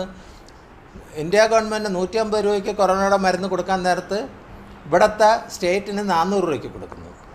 എന്നിട്ട് പ്രൈവറ്റ് ഹോസ്പിറ്റലിന് 600 രൂപയ്ക്ക് കൊടുക്കുന്നു. ഒരേ സാധനം തന്നെയാണ്. അപ്പോൾ അവൻ്റെ ഉള്ളിലെ ചിന്ത എന്താണ്? അവൻ ചാവത്തില്ല, എനിക്ക് ഈ നേരം കൊണ്ട് ഇത് വിറ്റ് പൈസ ഉണ്ടാക്കാം. നിൻ്റെ ജീവൻ നിൻ്റെ കയ്യിലല്ല. ഒരു നിമിഷം വിചാരിച്ചാൽ മതി ശ്വാസം എടുക്കാൻ. ഇതെന്താ അവർ ചിന്തിക്കാത്തത്? അതാണ് ലോകം മനുഷ്യർ. ഞാൻ കോടികൾ മുടക്കി, അതുകൊണ്ട് അതിൻ്റെ വരുമാനം ഇപ്പോഴാണ് കിട്ടാൻ പറ്റുന്നത്. അപ്പോൾ കൊറോണ വന്നപ്പോൾ ഹോസ്പിറ്റലിൽ നടക്കാതിരുന്നു. ഇപ്പോൾ കൊറോണയുടെ മെഡിസിൻ കിട്ടിയത് കൊണ്ട് എനിക്ക് ആ പൈസ ഉണ്ടാക്കണം എന്ന് പറയാൻ നേരത്ത് അവൻ മനുഷ്യ ജീവന് വിലയില്ലേ? അവൻ വിചാരിക്കുന്നത് അവൻ സേഫായിരിക്കുമെന്നാണ്. ഇവിടെ ചില മന്ത്രിമാരൊക്കെ മരിച്ചു. ഇന്ന് വന്ന് കൊറോണ വന്ന് ഹോസ്പിറ്റലിൽ കൊണ്ടുപോയി അവൻ മരിക്കുന്നു. അപ്പോൾ ഇതെല്ലാം നടക്കാൻ നേരത്ത് ഈ ആത്മാവുള്ള, അതാണ് ഞാൻ ആദ്യം പറഞ്ഞത്, ലോകബുദ്ധിയിൽ ചിന്തിച്ചുകൊണ്ടിരിക്കുന്ന പാർട്ടിക്കാരും ആത്മാവിൽ ചിന്തിച്ചുകൊണ്ടിരിക്കുന്ന ഡേ ആൻഡ് നൈറ്റ് ഡിഫറൻസ് ഉണ്ട്. അവർക്ക് തിരിച്ചറിയില്ല. ഇപ്പോൾ ഇവിടെ വരും, but I will show U. അപ്പോൾ കർത്താവ് അത് കാണിച്ച് തരാമെന്നാണ് പറയുന്നത്. എന്നിട്ട് നമ്മുടെ അടുത്ത് ഉണ്ട്, yes I will tell you fear him. 6-ാമത്തെ വാക്യം, are not 5 sparrows sold for 2 pennies. നിങ്ങൾ ശ്രദ്ധിക്കുന്നില്ലേ? നിങ്ങൾ അറിയുന്നില്ലേ? 5 കുരുവികളെ 2 മലയാളം വായിച്ചാൽ 2 കാശിന് 5 കുരുവികൾ വാങ്ങിക്കുന്നത് നിങ്ങൾ കണ്ടിട്ടില്ലേ? അതിൽ ആ 5 കുരുവികൾ 2 കാശിനെ വാങ്ങിക്കുന്നത് 5 എണ്ണം, പക്ഷേ 2 കാശ്. അന്നത്തെ 2 കാശൊക്കെ അത്ര വാല്യൂ ഉള്ളതുകൊണ്ടായിരിക്കും അതൊക്കെ പറയുന്നത്. എന്നിട്ട് പറയുന്നത്, എന്നിട്ടും അതിൽ ഒന്നിനെപ്പോലും മറക്കത്തില്ല. Yet not one of them is forgotten by God. ദൈവത്താൽ ആ ഒരെണ്ണത്തിന് പോലും, അത്രയും വാല്യൂ കുറഞ്ഞ വ്യക്തിയെ പോലും, ആ ഒരെണ്ണത്തെ പോലും ദൈവം മറക്കത്തില്ല. അപ്പോൾ അത്ര ഇമ്പോർട്ടൻ്റ് ദൈവത്തിന്. കാരണം ഇതെല്ലാം ദൈവസൃഷ്ടിയിലാണ്. ജീവനുള്ളത് മുഴുവൻ ദൈവസൃഷ്ടിയിലാണ്. അപ്പം മരവും കാര്യങ്ങളൊക്കെ ജീവനുള്ളത് തന്നെയാണ്. അതുകൊണ്ടല്ലേ അത് വളരുന്നത്. അതൊക്കെ അതൊന്നും മറക്കത്തില്ല. Indeed the very hairs of your head are all numbered. ഉറപ്പായിട്ട് പറയാൻ, നിങ്ങളുടെ തലയിലുള്ള മുടികളിൽ വരെ എണ്ണപ്പെട്ടിരിക്കുന്നു. നമുക്കറിഞ്ഞോണ്ട് എത്ര പൊഴിഞ്ഞു പോയെന്നും എത്ര വളരുന്നതെന്നും. പക്ഷെ ദൈവത്തിനറിയാം എത്ര ഉണ്ടെന്ന്. Don't be afraid. ഭയപ്പെടണ്ട. You are worth more than many sparrows. നിങ്ങൾ ഭയപ്പെടണ്ട. നിങ്ങൾ 5 പറവകളല്ല, എത്രയോ പറവകളിനേക്കാളും വിലപിടിപ്പാണ് നിങ്ങൾ. അതുകൊണ്ട് നിങ്ങൾ ഭയപ്പെടണ്ട. അപ്പോൾ ദൈവത്തിൻ്റെ ആത്മാവ് ഇതാ പറയുന്നത്. നമ്മളിപ്പോൾ ഇന്നലെ എനിക്ക് മെസ്സേജ് വന്നതിൽ 17 പേര് ക്വാർട്ടേഴ്സിലും NCC. അതുകൊണ്ട് ദയവ് ചെയ്ത് ആരും വെളിയിറങ്ങല്ലേ എന്നൊക്കെ പറഞ്ഞിട്ട് ഇത് വന്നു. 17 പേര് എന്തോ കൊറോണയിൽ ബാധിച്ചിരിക്കും. അതെന്താ മറ്റേ ആ സോണായിട്ട് ഡിക്ലെയർ ചെയ്തിരിക്കുകയാണ്. അല്ല ഞാൻ പറയാണ്, അപ്പോൾ ഭയപ്പെടണ്ട എന്ന് പറഞ്ഞു. അപ്പോൾ ആ 5-നേക്കാളും എത്ര അധികം ഞാൻ നിങ്ങളെ മറക്കാതിരിക്കും എന്നാണ് ഇവിടെ പറയുന്നത്. Indeed the very hairs of you, നിങ്ങളുടെ തലയിലെ മുടി വരെ എണ്ണപ്പെട്ടിരിക്കുന്നു. 8-ാമത്തെ വാക്യം, I tell you who publicly acknowledge me before others the Son of Man will also acknowledge before the angels of God. നമ്മളെ ഇതിൽ ദൈവത്തിന് സാക്ഷിയായിട്ട് പറയുകയാണെങ്കിൽ, നമ്മൾ ദൈവത്തിനെ പറ്റി പറയുകയാണെങ്കിൽ, ഞാൻ സത്യമായിട്ട് നിങ്ങളുടെ അടുത്ത് പറയാണ്, സ്വർഗത്തിൽ ദൂതന്മാർ നിങ്ങൾക്ക് വേണ്ടി സാക്ഷ്യം പറയും. I tell you who publicly acknowledge me before others, മറ്റുള്ളവരുടെ ഫ്രണ്ടിൽ എന്നെ വെളിപ്പെടുത്തി കൊടുക്കുന്നവർക്ക് the Son of Man will also, ദൈവത്തിൻ്റെ പുത്രൻ എന്ന് പറഞ്ഞത് യേശു will also acknowledge before the angels of God. യേശു ദൈവത്തിൻ്റെ ദൂതന്മാരുടെ ഫ്രണ്ടിൽ നമ്മളെപ്പറ്റിയും അവിടെ സംബോധന ചെയ്യും. ബട്ട് ഹൂ ഡിസോണേഴ്സ് മീ, ആരെങ്കിലും എന്നെ ഇമ്പോർട്ടൻസ് ആയിട്ട് കൊടുക്കാതിരിക്കുകയാണെങ്കിൽ before others will be disowned, അവരെയും ഞാൻ അത് അങ്ങനെ തന്നെ ആക്കും. അപ്പോൾ ദൈവത്തിനെ പറ്റി, യേശുവിനെ പറ്റി ആ രീതിയിൽ ഇമ്പോർട്ടൻസ് കൊടുക്കാതെ നിങ്ങൾ മാറി നിൽക്കാൻ നിങ്ങളെയും ഞാൻ അതേ കണക്ക് തന്നെ ചെയ്യും. Before the angels of God and every one who speaks a word against the Son of Man, ആരെങ്കിലും ഒരു വാക്കെങ്കിലും പുത്രനെ പറ്റി എതിർത്ത് സംസാരിക്കുകയാണെങ്കിൽ, and every one who speaks a word against the Son of Man will be forgiven. പുത്രനായ ദൈവത്തിൻ്റെ നേരെ ഒരു വാക്കെങ്കിലും നിങ്ങൾ എതിർത്ത് പറഞ്ഞാലും ഞാൻ ക്ഷമിക്കും. But any one who blasphemes against the Holy Spirit will not be forgiven. പക്ഷേ പരിശുദ്ധാത്മാവിൻ്റെ നേർക്ക് നീ പരദൂഷണം പറയുകയാണെങ്കിൽ ഞാൻ ഒരു നാളും ക്ഷമിക്കത്തില്ല. ഈ ആത്മീയ ലോകം എല്ലാം പരിശുദ്ധാത്മാവിൻ്റെ നേർക്കാണ് കളിക്കുന്നത്. ഇതൊക്കെ ക്ഷമിക്കുമെന്ന്, ഒരു നാളും ക്ഷമിക്കത്തില്ല എന്നാണ് പറയുന്നത്. അപ്പോൾ അന്യഭാഷ കിട്ടാത്ത വ്യക്തി അന്യഭാഷ കിട്ടിയെന്ന് പറഞ്ഞ് കിടന്ന് ബഹളം വയ്ക്കുമ്പോൾ അത് പരിശുദ്ധാത്മാവ് പ്രാപിച്ച ഒരു ഗിഫ്റ്റാണ് അന്യഭാഷ. അപ്പം നീ അവിടെ കള്ളത്തനം കാണിച്ചുകൊണ്ടിരിക്കുകയല്ലേ. നീ ആത്മാവിൻ്റെ നേർക്ക്, പരിശുദ്ധാത്മാവിൻ്റെ നേർക്ക് നീ പരദൂഷണം പറഞ്ഞുകൊണ്ടിരിക്കുകയാണ്. പരദൂഷണം അവരാ പറയുന്നത്. എന്നിട്ട് അതിനെ ഒരു നാൾ ഞാൻ ക്ഷമിക്കത്തില്ല. അപ്പോൾ ഞാൻ എപ്പോഴും ഇടയ്ക്കിടയ്ക്ക് ഇങ്ങനെ ചിന്തിക്കാറുണ്ട്, പരിശുദ്ധാത്മാവിനാൽ എൻ്റെ നേർക്ക് നീ വ്യാജം സംസാരിക്കുന്നു. ഇപ്പോൾ സംസാരിച്ചോണ്ടിരിക്കുകയല്ലേ, പിന്നെ എങ്ങനെ ക്ഷമിക്കും? ഞാൻ ഒരു നാൾ ക്ഷമിക്കും. കർത്താവ് പറയുന്നത്, വചനം നീ കോട്ടി വേറെ പറഞ്ഞാലും ഞാൻ ക്ഷമിക്കാം. അപ്പോൾ ആൾക്കാർ നമ്മൾ അപ്പോൾ ആശ്രിതമൊക്കെ അത്രയും പറഞ്ഞതൊക്കെ കള്ളത്തനമല്ലേ എന്ന് പറഞ്ഞിരുന്നത്, അത് വചനം സംസാരിച്ചത്, അതും ഞാൻ ക്ഷമിക്കാം. നല്ല രീതിയിൽ പ്രസംഗിക്കുന്നത്, പക്ഷെ അത് വചനം കറക്റ്റല്ല പറയുന്നത്, പക്ഷെ ഞാൻ ക്ഷമിക്കാം. പക്ഷെ പരിശുദ്ധാത്മാവിൻ്റെ നേർക്ക് നീ പറഞ്ഞു ഞാൻ ഒരു നാളും ക്ഷമിക്കത്തില്ല. നമ്മൾ പ്രാർത്ഥിക്കുമ്പോൾ നമുക്കറിയാതെ വല്ലതും പറയുന്നു വാക്കുകൾ, അത് വചനത്തിൽ സംസാരിക്കുന്നു, അത് ക്ഷമിക്കും. പക്ഷേ ആത്മാവിലാണ് ഞാൻ പ്രാർത്ഥിക്കുന്നത് നീ അവകാശപ്പെടുകയാണെങ്കിൽ, അത് ആത്മാവിലല്ലെങ്കിൽ ഞാൻ ഒരു നാൾ ക്ഷമിക്കും. നീ കാരണം പരിശുദ്ധാത്മാവിൻ്റെ നേർക്ക് പരദൂഷണം പറയുന്നു. അതാണ് പറയുന്നത് സൂക്ഷിക്കണം എന്നൊക്കെ പറയുന്നു. പരിശുദ്ധാത്മാവ് പ്രാപിക്കാൻ പറയുന്നത് ഡാരിയല്ലേ പറഞ്ഞ പരിശുദ്ധാത്മാനോ ഞാൻ പ്രാപിച്ചു, ഇപ്പോൾ പറയുന്നത് സൂക്ഷിക്കാം. ഞാൻ പറയുന്നില്ല, വചനം പറയുന്നു. പരിശുദ്ധാത്മാവ് പ്രാപിക്കാത്തവർക്ക് കുഴപ്പമൊന്നുമില്ല. പരിശുദ്ധാത്മാവ് പ്രാപിച്ചവർ അതിന് പരദൂഷണം പറഞ്ഞുകൊണ്ട് നടക്കുകയാണെങ്കിൽ ഒരു നാളും ക്ഷമിക്കില്ല. അപ്പോൾ ഇന്ന് അങ്ങനെ പറഞ്ഞു തീരുന്നു, നമ്മൾ ഒരു നാളും ക്ഷമിക്കില്ല എന്ന് പറഞ്ഞാൽ ആ ഒരു നാൾ എപ്പോഴാണ്? ഒരു നാളും ക്ഷമിക്കില്ല.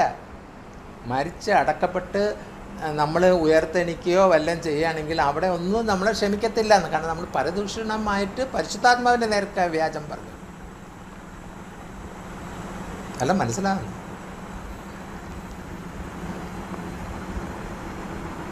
And I tell you who publicly acknowledge me. But whoever dishonors me before others will be disowned before the angels of God. And everyone who speaks a word against the Son of Man will be forgiven. But anyone who blasphemes against the Holy Spirit will not be forgiven. അത് അവിടെ അത് ഭയങ്കര important ആണ്. അത് ആരും ശ്രദ്ധിക്കുന്നത്, ചുമ്മാ ഇങ്ങനെ വായിച്ചു പോകും. 11. When you are brought before the synagogue, rulers and authorities, do not worry about how you will defend. നിങ്ങളെ പള്ളിയിലോ ഭരിക്കുന്നവരുടെ അടുത്തോ അധികാരമുള്ളവരുടെ അടുത്തോ മുമ്പ് കൊണ്ടുവന്ന് വെച്ച് നിങ്ങൾ സംസാരിക്കാനോ വിധിക്കാൻ വരുമ്പോൾ നിങ്ങൾ ഭയപ്പെടേണ്ട. നിങ്ങൾ ദുഃഖത്തിൻ്റെ രീതിയിൽ നിൽക്കേണ്ട കാര്യമില്ല. അവിടെ പറയുന്നത് അവിടെ കൊണ്ടുവരും. നമ്മൾ ചിലപ്പോൾ പള്ളി ഭക്ഷണമാക്കാൻ വേണ്ടി വരും. ഞാൻ ആലോചിക്കുന്നത് വചനമൊക്കെ വായിക്കാനത്ത് മിക്ക ഇതിലൊക്കെ നമ്മൾ അതിലൊക്കെ കടന്നു പോയതാണ്. ഭയപ്പെടേണ്ട. അവിടെ കൊണ്ടുവന്നത് അവിടെ എന്ത് പറയണമെന്ന് നിനക്കറിയില്ല എന്ന് നീ ഭയപ്പെടേണ്ട. അവിടെ കൃത്യമായിട്ട് പറയേണ്ട കാര്യങ്ങൾ പറയും. ഞാൻ ആലോചിക്കണം, അവിടെ കമ്മിറ്റിയിലൊക്കെ ഇരുന്ന സമയത്ത് അവർ ഓരോ കാര്യങ്ങൾ പറയുമ്പോൾ ഇതൊന്നും എനിക്ക് അക്സെപ്റ്റ് ചെയ്യാൻ പറ്റത്തില്ല. അപ്പോൾ അവർ ആ സഭയിൽ പിരിച്ചുവിട്ടവരാണ്. അവർ പറയുന്നത് നമുക്കിവിടെ കയറ്റണ്ട എന്ന് പറഞ്ഞായിരുന്നു. അന്ന് എനിക്ക് വചനവും അറിയില്ല. എന്നിട്ട് ചേർന്ന് ദൈവത്തിൻ്റെ ആലയം എന്ന് നിങ്ങൾ പറയുമ്പോൾ ദൈവത്തിൻ്റെ ആലയം തുറന്നിരിക്കും, ആർക്കും വന്ന് അഭയം പ്രാപിക്കാം. നമ്മൾ അടയ്ക്കേണ്ട അധികാരമൊന്നും നമുക്കില്ല. ആർക്കും വേണമെങ്കിലും വരാം. അവർക്ക് പോകണമെന്ന് തോന്നുകയാണെങ്കിൽ പോകട്ടെ. അപ്പോൾ വചനം പറയുന്നതെന്തോ, അവർ പോകുന്നത് എന്തിന്? ഇവിടെ ആഹാരമില്ല. അപ്പോൾ ആഹാരം ഉള്ളിടത്ത് പോകും. ആഹാരം അവിടെ ഇല്ലാത്ത കൊണ്ട് അവർ ഇവിടെ വരുന്ന ആഹാരം ഉണ്ടോ എന്ന് നോക്കാൻ. അപ്പോൾ ഇവിടെ ആഹാരം ഇല്ലെങ്കിൽ അവർ പോവും. അതിന് നീ പിടിച്ചു വെച്ചുകൊണ്ടിരുന്ന നീ പിടിച്ചു വയ്ക്കുന്നത് എന്തിന്? ദശാംശവും സ്വത്ര കാഴ്ചയ്ക്ക് വേണ്ടിയാണ് നീ പിടിച്ചു വയ്ക്കുന്നത്. അല്ലാതെ അവർ സ്വർഗത്തിൽ പോകാൻ വേണ്ടി ഒരുക്കാൻ വേണ്ടിയല്ല. ഇവിടെ ഞാൻ ഉള്ള ആടിനേക്കാളും ആത്മീയനാണ് ആ വന്ന് കയറിയത്. ആ വ്യക്തി ഇവിടെ ഇരിക്കുകയാണെങ്കിൽ ബാക്കിയുള്ളവരും കൂടെ തിരുത്തും, അവരും നന്നാവും. ആ ചിന്ത ആർക്കും വരുന്നില്ല. പക്ഷെ ആ ആത്മീയൻ വന്നുമ്പോൾ അവിടെ അവസരം കൊടുക്കുന്നില്ലെങ്കിൽ, അവന് ആ വചനത്തിൻ്റെ ആഴങ്ങൾ വിളിച്ചു പറയാൻ സമയം കൊടുത്തില്ലെങ്കിൽ അവൻ അവിടെ നിൽക്കത്തില്ല. കാരണം അവൻ്റെ ദൗത്യം ദൈവം കൊടുത്തിരിക്കുന്നതുകൊണ്ട് ഈ വെളിപ്പെട്ടത് മറ്റൊർക്ക് വെളിപ്പെട്ടില്ല. നിനക്ക് വെളിപ്പെട്ടത് കൊണ്ട് നീ ബാക്കിയുള്ളവർക്കും വെളിപ്പെടണം, ബാക്കിയുള്ളവരെയും പറയണം. കാരണം കർത്താവിൻ്റെ രണ്ടാം വരവിൽ ഒരുക്കാൻ വേണ്ടിയുള്ളതായിരിക്കും നീ പാസ്റ്ററായിരിക്കില്ല, നീ സഭയുടെ ഇന്ന ആളായിരിക്കില്ല, നീ ഓവർസീറായിരിക്കില്ല, നീ ബിഷപ്പുമല്ല. പക്ഷേ ദൈവത്തിന് ഇതൊന്നും വിഷയമല്ല. ദൈവത്തിന് ആകെ പറഞ്ഞിരിക്കുന്നത്, നിന്നിൽ ആ പരിശുദ്ധാത്മാവ് നീ പ്രാപിച്ചിട്ടുണ്ടെങ്കിൽ ആ പരിശുദ്ധാത്മാവ് വചനത്തിൻ്റെ പൊരുളും ആഴമൊക്കെ വിളിച്ചു പറഞ്ഞിട്ടുണ്ട്. അത് വിളിച്ചു പറയാനുള്ള സാവകാശം നിനക്ക്. കാരണം നിനക്ക് ആ ഗിഫ്റ്റ് കിട്ടിയിരിക്കുന്നത്. ആ ഗിഫ്റ്റ് കിട്ടിയിട്ട് നീ ഉപയോഗിക്കാതിരുന്നാലുള്ള അവസ്ഥ ഒന്ന് ആലോചിച്ച് നോക്കുന്നു. എനിക്ക് അവസരം കിട്ടുന്നില്ല, ഞാൻ ഒക്കത്തില്ല. അവിടെ ആ സഭയിൽ കിട്ടുന്നില്ലെങ്കിൽ നീ വേറെ പോകണം. അതുകൊണ്ടായിരിക്കും നമ്മൾ ആ സഭയിൽ നമുക്ക് അവസരം കിട്ടിയില്ല, അല്ലെങ്കിൽ അങ്ങനത്തെ സാഹചര്യം കിട്ടിയില്ല നമ്മൾ പറഞ്ഞിട്ടെന്ന് അവർക്ക് മനസ്സിലാകാതെ നമ്മൾ ഇറങ്ങിപ്പോയി. അത് ഇറക്കി വിട്ടതല്ല, ദൈവം അവസരം അങ്ങനെ ഒരുക്കി തീരുന്നപ്പോൾ നമ്മൾ എന്ത് ചെയ്യും? പല സഭകളിലും പോയി തുടങ്ങി. പല സഭകളിലും പോയി തീരുന്നപ്പോൾ കർത്താവ് പറഞ്ഞ മതി, നിൻ്റെ ട്രെയിനിങ് പീരീഡായി. അപ്പോൾ ദുബായിലോട്ട് വിട്ടു. ദുബായിൽ വിട്ട് തരുന്ന 1 വർഷമോ 1.25 വർഷമോ നമ്മൾ അവിടെ വെയിറ്റ് ചെയ്തിട്ടുണ്ട്. ഇനി അടുത്ത എന്തോ ആണ്?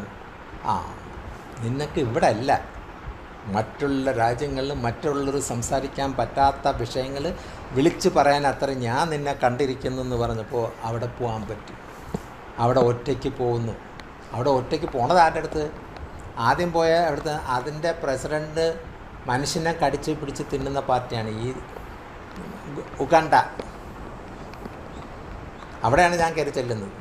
അവിടെ എയർപോർട്ടിൽ ചെന്നപ്പോൾ അവരെന്നെ പിടിച്ച് ജീപ്പിൻ്റെ നടുക്ക് ഇരുത്തിക്കൊണ്ട് ഇപ്പുറത്തും ഇപ്പുറത്തും ഒക്കെ പാസ്റ്റർമാർ. അതുകൊണ്ട് ഞാൻ ചോദിച്ചു, എന്ത് ഇങ്ങനെ ഇവിടെ വിദേശികൾ കണ്ടു തരുന്ന പ്രശ്നം, പിടിച്ച് പറയും കാര്യങ്ങളൊക്കെ ഉണ്ടാകും. ഞാൻ അപ്പോൾ ആലോചിക്കുന്നു ഇവരെല്ലാം ഉണ്ടായിട്ട് അത് ഉണ്ടാകുമ്പോൾ. എന്നിട്ട് അവർ വന്ന് എന്നെ കൊണ്ട് ഹോട്ടലാക്കി തരുന്നിട്ട് അവർ പോയി. അപ്പോൾ പിന്നെ ഞാൻ അവിടെ ഒറ്റയ്ക്കല്ലേ. ഹോട്ടലിൻ്റെ ആളുടെ അടുത്ത് പറഞ്ഞിട്ടുണ്ട് ഇത് ചെന്നാലും ഒറ്റയ്ക്കല്ല. പിന്നെ ഞാൻ വെളിയിറങ്ങിയില്ല, അവിടെ തന്നെ ഇരിക്കുന്നു. അപ്പോൾ ഞാൻ പറഞ്ഞു വരുന്നത്, ദൈവം ഒരുക്കിയാണ് അവിടെ കൊണ്ടുപോയിട്ടുണ്ടെങ്കിൽ ഞാൻ അത് വെച്ചിട്ടാണ് മനസ്സിൽ വന്നു, കർത്താവ് നീ ഒരുക്കിയിട്ടാണ് ഞാൻ വരുന്നത്. പക്ഷെ അന്ന് ഞാൻ പോയത്, ആദ്യത്തെ ട്രിപ്പ് പോയത് സുവിശേഷമൊന്നും എനിക്കറിഞ്ഞോണ്ട് എങ്ങനെ സംസാരിക്കണമെന്ന്, അതും ഇംഗ്ലീഷിൽ. ഞാൻ പറഞ്ഞത് ആഫ്രിക്കൻ രാജ്യം എന്താണെന്നൊന്ന് അറിയണം എന്ന് അറിയാൻ വേണ്ടി പോയതാണ്. പക്ഷേ ദൈവം വന്ന് എന്നെ 3 സ്ഥലത്ത് വന്ന് ശുശ്രൂഷിച്ചു. അവിടെ വിടുതലിൻ്റെ ശുശ്രൂഷ കാണാൻ സാവകാശം. അപ്പോഴാണ് ഞാൻ അന്തം വിട്ടുകൊണ്ടിരിക്കുന്നത്. ഞാൻ ഒന്നും ചെയ്തില്ലല്ലോ. അപ്പം ഞാൻ വിചാരിച്ചെന്തോ വലിയ കൈവയ്പിനാൽ അവന് അഭിഷേകമൊക്കെ പ്രാപിച്ചു, അവന് അതൊക്കെ റെഡി, പിന്നെ എക്സ്പീരിയൻസ് ഒക്കെ ആയിത്തീരുന്നാലേ ഇങ്ങനത്തെ ശുശ്രൂഷയൊക്കെ ചെയ്യാൻ പറ്റുള്ളൂ.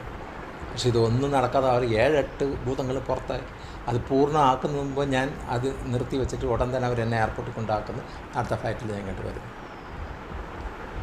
അപ്പം ഞാൻ പറഞ്ഞു വരുന്നത്, നമ്മളല്ല ഒരുക്കുന്നത്. ആത്മാവ് പ്രാപിക്കാനുള്ള അവസരം കിട്ടി, നമ്മളത് ആത്മാവ് പ്രാപിച്ചു. പിന്നെ ആ ആത്മാവാണ് വഴികൾ ഒരുക്കുന്നത്. സ്ഥലം കാണാൻ പോയാൽ ഞാൻ ശുശ്രൂഷ ഇംഗ്ലീഷ് അന്ന് തുടക്കം കുറിച്ചു.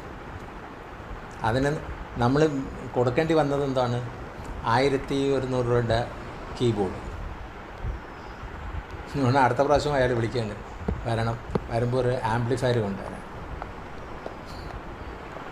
ഞാൻ പറഞ്ഞു വരുന്നത്, അപ്പോൾ ദൈവം ഒരുക്കിയിട്ടുണ്ടെങ്കിൽ ആ ആത്മാവ് വന്നവരാണെങ്കിൽ ആ ആത്മാവ് നയിക്കും.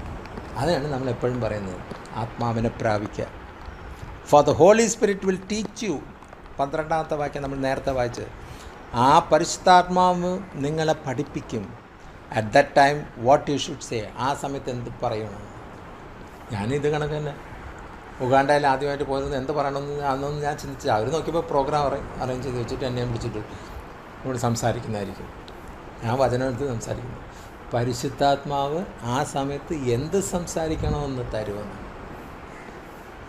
അപ്പം അത് വചനം മാത്രമല്ല, ഒരു ദൈവിക കാര്യത്തിന് എവിടെ ചെന്ന് നിർത്തിയാലും മനുഷ്യൻ്റെ ഫ്രണ്ടിൽ വന്നാലും ഭയപ്പെടേണ്ടെന്നാണ് നമ്മളിപ്പോൾ നേരത്തെ വായിച്ചത്. അവിടെയും പരിശുദ്ധാത്മാവ് തരും നിനക്ക് എന്ത് സംസാരിക്കണം. അപ്പം നമ്മൾ മനുഷ്യനല്ല ചിന്തിച്ചുകൊണ്ടിരിക്കുന്നത്. സ്കൂളിൽ പോലും പോകാത്ത വ്യക്തികൾ വചനത്തിൽ പഠിക്കുമ്പോൾ ദേവദാസന്മാരൊക്കെ ചിലർ അവർ ദൈവത്തിൻ്റെ പ്രവൃത്തികളാണ് അവിടെ ചെയ്യുന്നത്. വചനങ്ങളെ സുന്ദരമായിട്ട് സംസാരിക്കുന്നു, അതിൻ്റെ ആഴങ്ങൾക്ക് ഇറങ്ങി സംസാരിക്കുന്നു. പക്ഷേ ഇവിടെ ഇപ്പം നമ്മുടെ ലോകത്തിൽ വചനം സംസാരിക്കുന്ന അല്ലെങ്കിൽ ഇതൊക്കെ സംസാരിക്കുന്നത് അവരുടെ ഉള്ളിൻ്റെ ഉള്ളിൽ ഞാൻ സംസാരിച്ച് തീരുമ്പോൾ എനിക്ക് ഇത്ര രൂപ കിട്ടും. ആ പണത്തിൻ്റെ കൊതിയിലാണ് അവർ സംസാരിച്ചുകൊണ്ടിരിക്കുന്നത്. ഞാൻ ഇന്ന് യോഗം കഴിഞ്ഞാൽ ഞാൻ ഇവിടെ നിന്ന് ഇത്ര രൂപ വാങ്ങിച്ചിട്ട് പോകും. ഇതാണ് അവർ ചിന്തിക്കുന്നത്. അല്ല, പൈസയ്ക്കല്ല ദൈവം എനിക്ക് തന്ന ആ സന്തോഷത്തിൽ നീ ശുശ്രൂഷിക്കും. ആ സന്തോഷത്തിൽ നീ ദൈവ ആത്മാവ് എന്ത് തരുന്ന അതിൽ നീ സംസാരിക്കുക. അവൻ തരാതെ അത് നമുക്ക് ഇമ്പോർട്ടൻ്റ് അല്ല. എൻ്റെ ജോലി തീരുമ്പോൾ ഞാൻ പോകും. പല പാസ്റ്റർമാരും ഇപ്പോഴും വന്ന് ചോദിക്കേണ്ടത് എനിക്കൊരു പിടിയുമില്ല. അത് അന്ന് സംസാരിച്ച് ആ പാസ്റ്റർ പരിചയപ്പെട്ട് തിരിച്ചു പോകും. അപൂർവം കുറച്ച് പേരെയൊക്കെ അറിയാം. അപ്പോൾ ഇവിടെ പറയുന്നത് ആ മലയാളം വായിച്ച 12ാമത്തെ വാക്യം, പറയേണ്ടത് പരിശുദ്ധാത്മാവ് തന്നെ ആ നാഴിക തന്നെ തരുമെന്നാണ്. അപ്പോൾ പറയേണ്ടത് നമ്മൾ കയറി പറയരുത്. പരിശുദ്ധാത്മാവ് ആ നാഴിക തന്നെ തരും. പറയേണ്ടത് ഇന്നതെന്ന് പരിശുദ്ധാത്മാവ് തരും. അല്ല, നമ്മൾ ലോകബുദ്ധിയിൽ പറയേണ്ടതല്ല. അപ്പോൾ ദൈവത്തിൻ്റെ ആത്മാവ് ഇത് പറയുന്നത്. അപ്പോൾ നമുക്ക് വേണ്ടത് എന്താണ്? ഇതൊന്നും അറിയാതെയാണ് നമ്മൾ ആദ്യം വായിച്ചപ്പോൾ ഞാൻ പറഞ്ഞത്. നമുക്ക് വേണ്ടത് നമ്മൾ എന്ത് സംസാരിക്കണമെന്ന് പറഞ്ഞാൽ ലോകപരമായിട്ടല്ല, ആത്മാവിനെ പ്രാപിച്ച് ആത്മാവ് പറയുന്നത് പറയാൻ വേണ്ടിയാണ്. അത് മറ്റുള്ളവർക്ക് മനസ്സിലാവില്ല. ആത്മാവ് പ്രാപിച്ച ആൾ സംസാരിക്കും, മറ്റവർക്ക് ഒട്ടും മനസ്സിലാവത്തില്ല. അത് ഒരുപാട് അനുഭവങ്ങൾ എനിക്കുണ്ട്, വീട്ടിലായാലും വെളിയിലായാലും. ഞാൻ അവിടെയൊക്കെ വരുമ്പോൾ ഒത്തിരി മൗനമായി അല്ലെങ്കിൽ പൊട്ടനായിട്ട് മാറിക്കളയും. അപ്പോൾ ആത്മാവ് പ്രാപിച്ചത് ആ ആത്മാവ് എന്ത് പറയണമെന്ന് അപ്പം തരുമെന്ന്. അങ്ങനെ നമ്മൾ എന്താ ചെയ്യണം? ഇന്നലെ ശനി ഇരുന്നുകൊണ്ട് പറഞ്ഞു, നമ്മൾ ഈ ശനിയാഴ്ചത്തെ പ്രാർത്ഥന 1 വർഷമായിരുന്നു അല്ലേ? 1 വർഷമായി. ആത്മാവിനെ പ്രാപിച്ചോ? മറ്റുള്ള പാസ്റ്റർമാർ പറയുന്ന കണക്കല്ല ഇവിടെ ഞങ്ങൾ പറഞ്ഞുകൊണ്ടിരിക്കുന്നത്. ആത്മാവിനാൽ പ്രാപിച്ചത് കൊണ്ടാണ് വചനത്തിൻ്റെ ആഴങ്ങളിൽ ഇറങ്ങി ഞങ്ങൾ പറഞ്ഞുകൊണ്ടിരിക്കുന്നത്. എന്നിട്ടും എല്ലാവരും കേൾക്കുന്നു. ഇന്നലെ ലെറൽ മിഷലുമൊക്കെ കഴിഞ്ഞ 1-2 ആഴ്ച വന്നിരിക്കുമ്പോൾ സങ്കടപ്പെട്ട് ആകെ തളർന്നു, ഇപ്പോൾ എല്ലാം പോയി എന്നുള്ള ഭാവത്തിലിരിക്കുന്ന സമയത്തും ഞാൻ പറയുന്നു മിഷലിന് ഒരു കുഴപ്പമില്ല. എന്നിട്ട് ഇവിടെ പറഞ്ഞ എല്ലാവരുടെ അടുത്ത് സംസാരിക്കുക അടുത്ത ഞാൻ പറഞ്ഞു അത് ആ റിസൾട്ട് കഴിഞ്ഞ് തരുമ്പോൾ അത് മാറും, നല്ല രോഗമല്ല. ആ പറഞ്ഞ കണക്ക് ആ റിസൾട്ടും കാര്യങ്ങളും വന്ന് തരുന്നത് അവൾ മാറി. രോഗത്തിന് ഹോസ്പിറ്റലിൽ പോകാൻ വേണ്ടി ചെന്നപ്പോൾ ഞാൻ പ്രാർത്ഥിച്ചു, പക്ഷേ ആ പ്രാർത്ഥന അല്ല അവിടെ ഇമ്പോർട്ടൻ്റ് വന്നത്. ആ റിസൾട്ട് പോസിറ്റീവായി വന്നപ്പോൾ അവളുടെ രോഗം ഞാൻ പ്രാർത്ഥിച്ച് സംഭവിച്ചു, പക്ഷെ അതിൻ്റെ വീര്യം കൊണ്ടല്ല അവിടെ മാറിയത്. കർത്താവിന് നേരത്തെ അറിയാവുന്നതുകൊണ്ടാണ് എൻ്റെ അടുത്ത് പറഞ്ഞുകൊണ്ടിരിക്കുന്നത് നമുക്ക് രോഗവുമില്ല ഒന്നുമില്ല, അവൾ അത് കാണാം. മിഷലും അതേ കണക്ക് തന്നെയായിരുന്നു. പക്ഷേ ഇന്നലെയും ഒക്കെ എന്തൊരു സന്തോഷമായിട്ടിരുന്ന് സംസാരിച്ചുകൊണ്ടിരിക്കുന്നത്. അപ്പോൾ അവിടെയും വന്നത് എന്താണ്, ഒരു വർഷം കൊണ്ട് നമ്മൾ ശനിയാഴ്ച മറ്റുള്ള പാസ്റ്റർമാരും ബിഷപ്പുമാരും പറയുന്നതല്ല നമ്മൾ സംസാരിച്ചുകൊണ്ടിരിക്കുന്നത്. എന്നിട്ട് എന്തുകൊണ്ട് ഈ ആത്മാവിനെ പ്രാപിക്കുന്നില്ല? ഈ പ്രാപിച്ചിരുന്നെങ്കിൽ ഈ സങ്കടവും കാര്യങ്ങളും വരുമായിരുന്നു. ആത്മാവ് പ്രാപിച്ചിട്ടുണ്ടെങ്കിൽ നമ്മൾ പിന്നെ കണ്ണും പൂട്ടി പറയാം ഒരു കുഴപ്പവും വരത്തില്ല, ഞാൻ സുന്ദരമായിട്ട് 11ലെത്തും, ഒരു കുഴപ്പം വരത്തില്ല, എൻ്റെ മോൾ ദൈവത്തിൻ്റെ പൈതലാണ്. അത് ഈ പറയുന്ന ലെറില ഏറ്റവും കൂടുതൽ അതിനെ വീര്യം നശിപ്പിച്ച് കളയുന്നു ആ കൊച്ചിൻ്റെ. മനു ഇടയ്ക്ക് ചിലപ്പോൾ മൗനമായിട്ടൊക്കെ ഇരിക്കുന്നുണ്ട്. അതല്ല കാര്യം, ആത്മാവ് പ്രാപിക്കണം. എന്നിട്ട് ഇനിയിപ്പോൾ ഒരു മാസം കഴിഞ്ഞ് തരുമ്പോൾ ഇതെല്ലാം മറക്കും. ഇത് എങ്ങനെ ഈ കടന്നിവിടെ എത്തിയത്? ഇന്നലെ പറയുന്നത് എടുക്കും 96% മാർക്ക് ആരോ കൂടെ ഉള്ളത് കിട്ടി. അപ്പോൾ ആ 20% മാർക്കും എല്ലാം കൂട്ടിയായിപ്പോഴും അതൊന്നും ഇട്ടില്ല ഇതുവരെ. പിന്നെ എങ്ങനെ 96% എന്നത് ഓരോരുത്തർ അടിച്ചു വിടുന്നത് അങ്ങ് കേട്ടോണ്ടിരിക്കുക, ഇതൊന്നും ആയിട്ടില്ല. അപ്പോൾ ദൈവത്തിൻ്റെ ആത്മാവ് ഇതാണ് പറയുന്നത്, നിങ്ങൾ ആത്മാവിനെ പ്രാപിക്കുക. ആത്മാവിനെ പ്രാപിച്ച ഈ ഭയമോ കാര്യങ്ങളോ ഇടയ്ക്കൊന്നും വരത്തുമില്ല. അത് നമ്മൾ പൂർണ്ണ രീതിയിൽ തന്നെ നിൽക്കുന്നു. അവരറിഞ്ഞോടാ. അപ്പോൾ ദൈവത്തിൻ്റെ ആത്മാവ് ഇതാ പറയുന്നത്. അപ്പോൾ ഇന്നത്തെ ദിവസം നമ്മുടെ അടുത്തും പറയുന്നത് എന്താണ്, ആത്മാവിനെ പ്രാപിക്കാൻ. ആത്മാവ് പ്രാപിച്ചവർ വീണ്ടും അതിനെ വളർത്തണം, വീണ്ടും അതിനെ ദിനം പ്രതി മുട്ടോളം അറയോളം അങ്ങനെ വരണം. ആത്മാവിൻ്റെ സത്തിലിറങ്ങണം. നമ്മൾ പോലും ചിന്തിക്കാത്ത കാര്യങ്ങളായിരിക്കും നമ്മൾ സംസാരിച്ചുകൊണ്ടിരിക്കുന്നത്. അത് കഴിഞ്ഞ് വരുമ്പോഴാണ് നമ്മൾ അറിയുന്നത് ആ ആത്മാവ് അത് തന്നതുകൊണ്ടാണ് നമുക്കത് സംസാരിക്കാൻ പറ്റുന്നത്. ഇങ്ങനെ അവസരം തന്ന ദൈവത്തിനെ സ്തുതിച്ചുകൊണ്ട് കർത്താവിൻ്റെ സന്നിധിയിരിക്കുന്നു. സ്തോത്രം.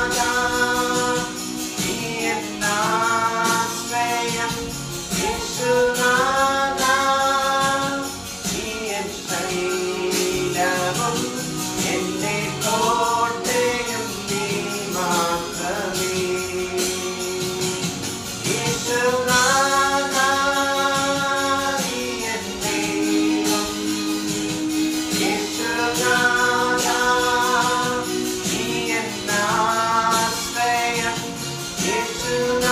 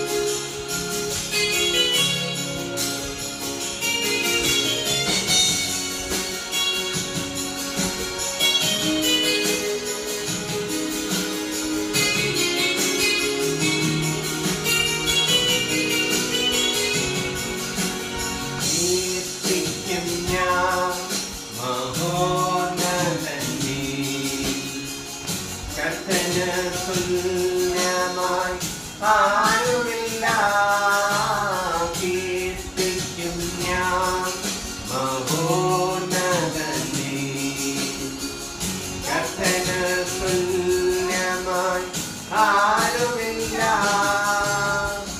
മഹിമയിൽ പ്രഭുതാൻ മഹത്വത്തിൻ മാനവും പുകഴ്ചയും യേശുവിന്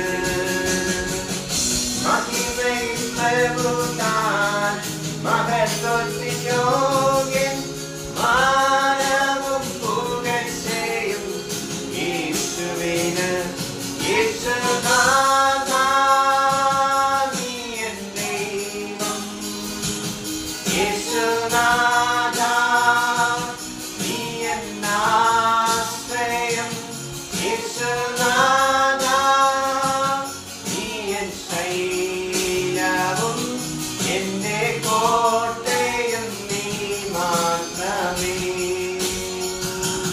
യേശുനാഥാ നീ എൻ ദൈവം യേശുനാഥാ നീ എൻ ആശ്രയം യേശുനാഥാ നീ എൻ ശൈലവും എന്റെ കോട്ടയും നീ മാത്രമേ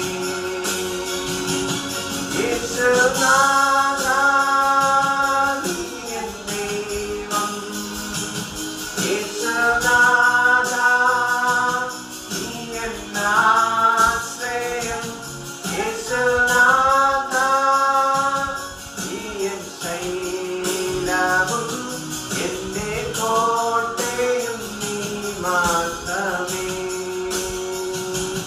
യേശുനാഥാ നീ എൻ ദൈവം യേശുനാഥാ നീ എൻ ആശ്രയം യേശുനാഥാ നീ എൻ ശൈലവും എന്റെ കോട്ടയും നീ മാത്രമേ എന്റെ കോട്ടയും നീ മാത്രമേ.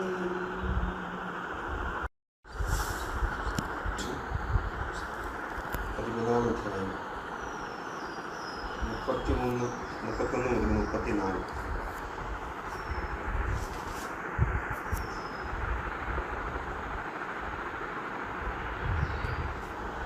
നിങ്ങളെ ഞാൻ ഇനി അല്പസമയം മാത്രം 31 മുതൽ 34. അവൻ പോയ ശേഷം യേശു പറഞ്ഞത്, ഇപ്പോൾ മനുഷ്യപുത്രൻ മഹത്വപ്പെട്ടിരിക്കുന്നു, ദൈവവും അവൻ മഹത്വപ്പെട്ടിരിക്കുന്നു. ദൈവം അവൻ മഹത്വപ്പെട്ടിരിക്കുന്നുവെങ്കിൽ ദൈവം അവനെ തന്നെ തന്നെ മഹത്വപ്പെടുത്തും. ക്ഷണത്തിൽ അവനെ മഹത്വപ്പെടുത്തും. കുഞ്ഞുങ്ങളെ ഞാൻ ഇനി അല്പസമയം മാത്രം നിങ്ങളോടുകൂടെ ഇരിക്കും. നിങ്ങളെ ഞാൻ അന്വേഷിക്കും, ഞാൻ പോകുന്നിടത്ത് നിങ്ങൾക്ക് വരുവാൻ കഴിയുകയില്ല. പിന്നെ ഞാൻ യഹൂദന്മാരോട് പറഞ്ഞതുപോലെ നിങ്ങളോട് പറയും, നിങ്ങൾ അന്യോന്യം സ്നേഹിക്കണം. എനിക്ക് പുതിയ കൽപ്പന ഞാൻ നിങ്ങൾക്ക് തരാം. ഞാൻ നിങ്ങളെ സ്നേഹിച്ചതുപോലെ നിങ്ങൾ അന്യോന്യം സ്നേഹിക്കണം എന്നില്ല. കർത്താവ് യേശുക്രിസ്തു അവസാനമായി ഒരു കൽപ്പന ശിഷ്യന്മാർക്ക് മാത്രമായിട്ട് പറയാണ്. താൻ തിരഞ്ഞെടുത്ത ശിഷ്യന്മാരോട് പറയാണ്, നിങ്ങൾ അന്യോന്യം സ്നേഹിക്കണമെന്ന് പുതിയൊരു കൽപ്പന ഞാൻ നിങ്ങൾക്ക് തരുന്നു. ഞാൻ നിങ്ങളെ സ്നേഹിച്ചതുപോലെ നിങ്ങളും അന്യോന്യം സ്നേഹിക്കണമെന്ന് പറഞ്ഞു. ശരിക്കും ഇതൊരു പുതിയ കൽപ്പനയാണോ? കർത്താവ് പലപ്പോഴും എല്ലാവരും ഇരിക്കുക എല്ലാവരോടും പറഞ്ഞിട്ടുള്ള സംഭവമാണ് സ്നേഹം ഇതെല്ലാം കാര്യങ്ങളെല്ലാം പറഞ്ഞ ദൈവം സ്നേഹമാണെന്നും എല്ലാം യോഹന്നാൻ സുവിശേഷം തുടങ്ങുന്നത് തൊട്ട് അവസാനം വരെയും ഇടയിൽ എല്ലായിടത്തും കർത്താവ് പറഞ്ഞു വരികയാണ് ജനത്തോട് കുറിച്ചറിഞ്ഞു. എന്നാൽ ഇവിടെ കർത്താവ് തൻ്റെ ശിഷ്യന്മാരോട് പ്രത്യേകം എടുത്ത് പറഞ്ഞു, ഞാൻ നിങ്ങൾക്കൊരു പുതിയ കൽപ്പന തരാം. എന്നാൽ അത് പുതിയ കൽപ്പനയാണോ എന്ന് ചോദിച്ചു കഴിഞ്ഞാൽ പുതിയതല്ല. പക്ഷേ പുതിയതാണോ എന്ന് ചോദിച്ചു കഴിഞ്ഞാൽ കർത്താവ് ഇവിടെ വ്യക്തമായിട്ട് പറയുന്നത് പുതിയതാണ്. എന്ന് വെച്ച് കഴിഞ്ഞാൽ കർത്താവ് ഇവിടെ പറയുന്നത് താൻ തിരഞ്ഞെടുത്ത ശിഷ്യന്മാരോട് പ്രത്യേകമായിട്ട് എടുത്ത് പറയാണ്, നിങ്ങൾ അന്യോന്യം സ്നേഹിക്കണം. ഞാൻ നിങ്ങളെ സ്നേഹിച്ചതുപോലെ തന്നെയാണ് നിങ്ങൾ അന്യോന്യം സ്നേഹിക്കണം. ഇവിടെ വായിച്ചു വരുമ്പോൾ എന്നെ കുറച്ചുകൂടെ എന്നെ ദൈവം സംസാരിച്ച ഭാഗം ഇതാണ്. ഇവിടെ കർത്താവ് ശിഷ്യന്മാരോട് പറയുന്നതിൽ അവിടെ 12 ശിഷ്യന്മാരില്ല. കർത്താവ് ഇവിടെ 11 ശിഷ്യന്മാരോടാണ് ഈ സംഭവം പറയുന്നത്. എന്ന് വെച്ച് കഴിഞ്ഞാൽ 11 ശിഷ്യന്മാരോട് പറയേ നിങ്ങൾ 12 പേരും അന്യോന്യം സ്നേഹിക്കും. അപ്പോൾ ഇതിൽ ഒരുവനില്ല അവിടെ. ആ ഒരുവൻ ഇല്ലാതിരിക്കെ കർത്താവ് 11 പേരോട് പറയാണ് നിങ്ങൾ അന്യോന്യം സ്നേഹിക്കണം. അതൊരു എൻ്റെ പുതിയ കൽപ്പനയാണ്. കർത്താവോട് ഇത് പറയണമെങ്കിൽ എന്ത് ഒരു സംഭവം അവിടെ ഉണ്ട്. ഈ ഒരു വ്യക്തമായ ഒരു സംഭവം അവിടെ ഉണ്ടായത് കൊണ്ടാണ് 11 പേരോട് മാത്രം പറയുന്നു 12 പേരെ കുറിച്ചുള്ള കാര്യം. ആ ഒരാൾ അവിടെ ഇല്ലാതിരിക്കുക തന്നെയാണ് കർത്താവ് ഈ 11 പേരോടും പറയുന്നത്. നമ്മൾ ആ ഭാഗം വായിച്ചു തുടങ്ങിയ നമ്മൾ ഭാഗം വായിക്കുമ്പോൾ അവൻ പോയ ശേഷം യേശു പറഞ്ഞത്. ആര് പോയ ശേഷമാണ് യേശു പറഞ്ഞത്? അതറിയണമെങ്കിൽ എൻ്റെ 26 വാക്യം ഒരു വായിച്ചു വരുമ്പോൾ മനസ്സിലാകും. ഭക്ഷണം മുക്കി കൊടുക്കുന്നവൻ തന്നെ എന്ന് യേശു ഉത്തരം പറഞ്ഞു. ഭക്ഷണം മുക്കി ശിമോൻ ഇസ്കറിയോത്ത യൂദാവിൻ്റെ മകനായ യൂദയ്ക്ക് കൊടുത്തു. അപ്പം വാങ്ങിയ ഉടനെ സാത്താൻ അവനിൽ കടന്നു.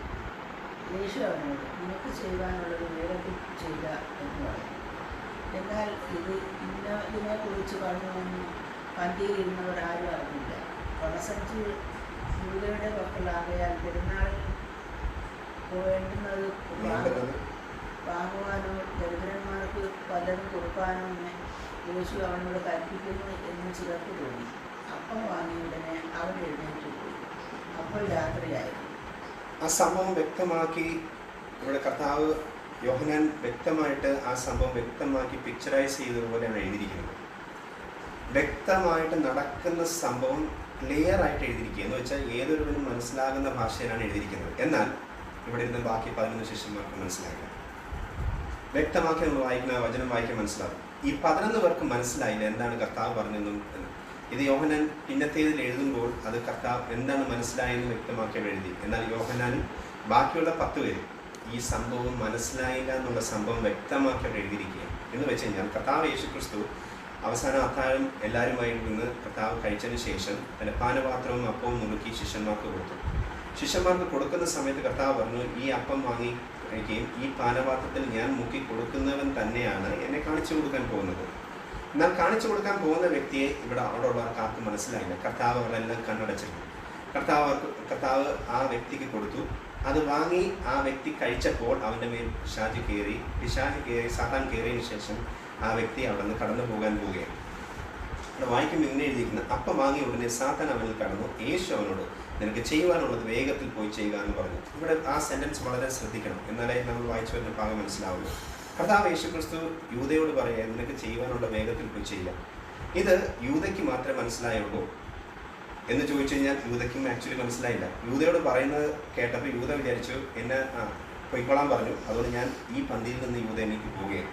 യൂദ എണീറ്റ് പോയപ്പോൾ ശിഷ്യന്മാർക്ക് ആർക്കും ഇത് മനസ്സിലായില്ല കർത്താവ് എന്ത് ഉദ്ദേശിച്ചാണ് ഇത് പറഞ്ഞത്. ശിഷ്യന്മാർ ചിന്തിച്ചു, അടുത്ത ദിവസം പെസഹയുടെ ഉത്സവം വരികയെ, അപ്പോൾ ചിലപ്പോൾ കർത്താവ് അവനോട് പറഞ്ഞിട്ടുണ്ടാവും എന്തെങ്കിലും മേടിക്കാൻ, ഞങ്ങൾക്കറിയില്ല, അവനോട് മാത്രമായിട്ട് എന്തോ പറഞ്ഞിട്ടുണ്ടാവും. അതുകൊണ്ട് എന്തോ സാധനം മേടിക്കാൻ വേണ്ടി അവൻ്റെ പണസഞ്ചി അവൻ്റെ കയ്യിൽ ഇരിക്കുന്നതുകൊണ്ട് എന്തെങ്കിലും അതിനു വേണ്ടി മേടിക്കാൻ വേണ്ടി പോവുകയാണ്. എന്നാൽ 12 പേരും കൂടെ ഇരുന്ന സ്ഥലത്തുനിന്ന് അവൻ മാത്രം എണീറ്റ് പോവുകയും കർത്താവ് പറഞ്ഞത് കേട്ട് അവൻ അങ്ങ് എണീറ്റ് പോവുകയാണ്.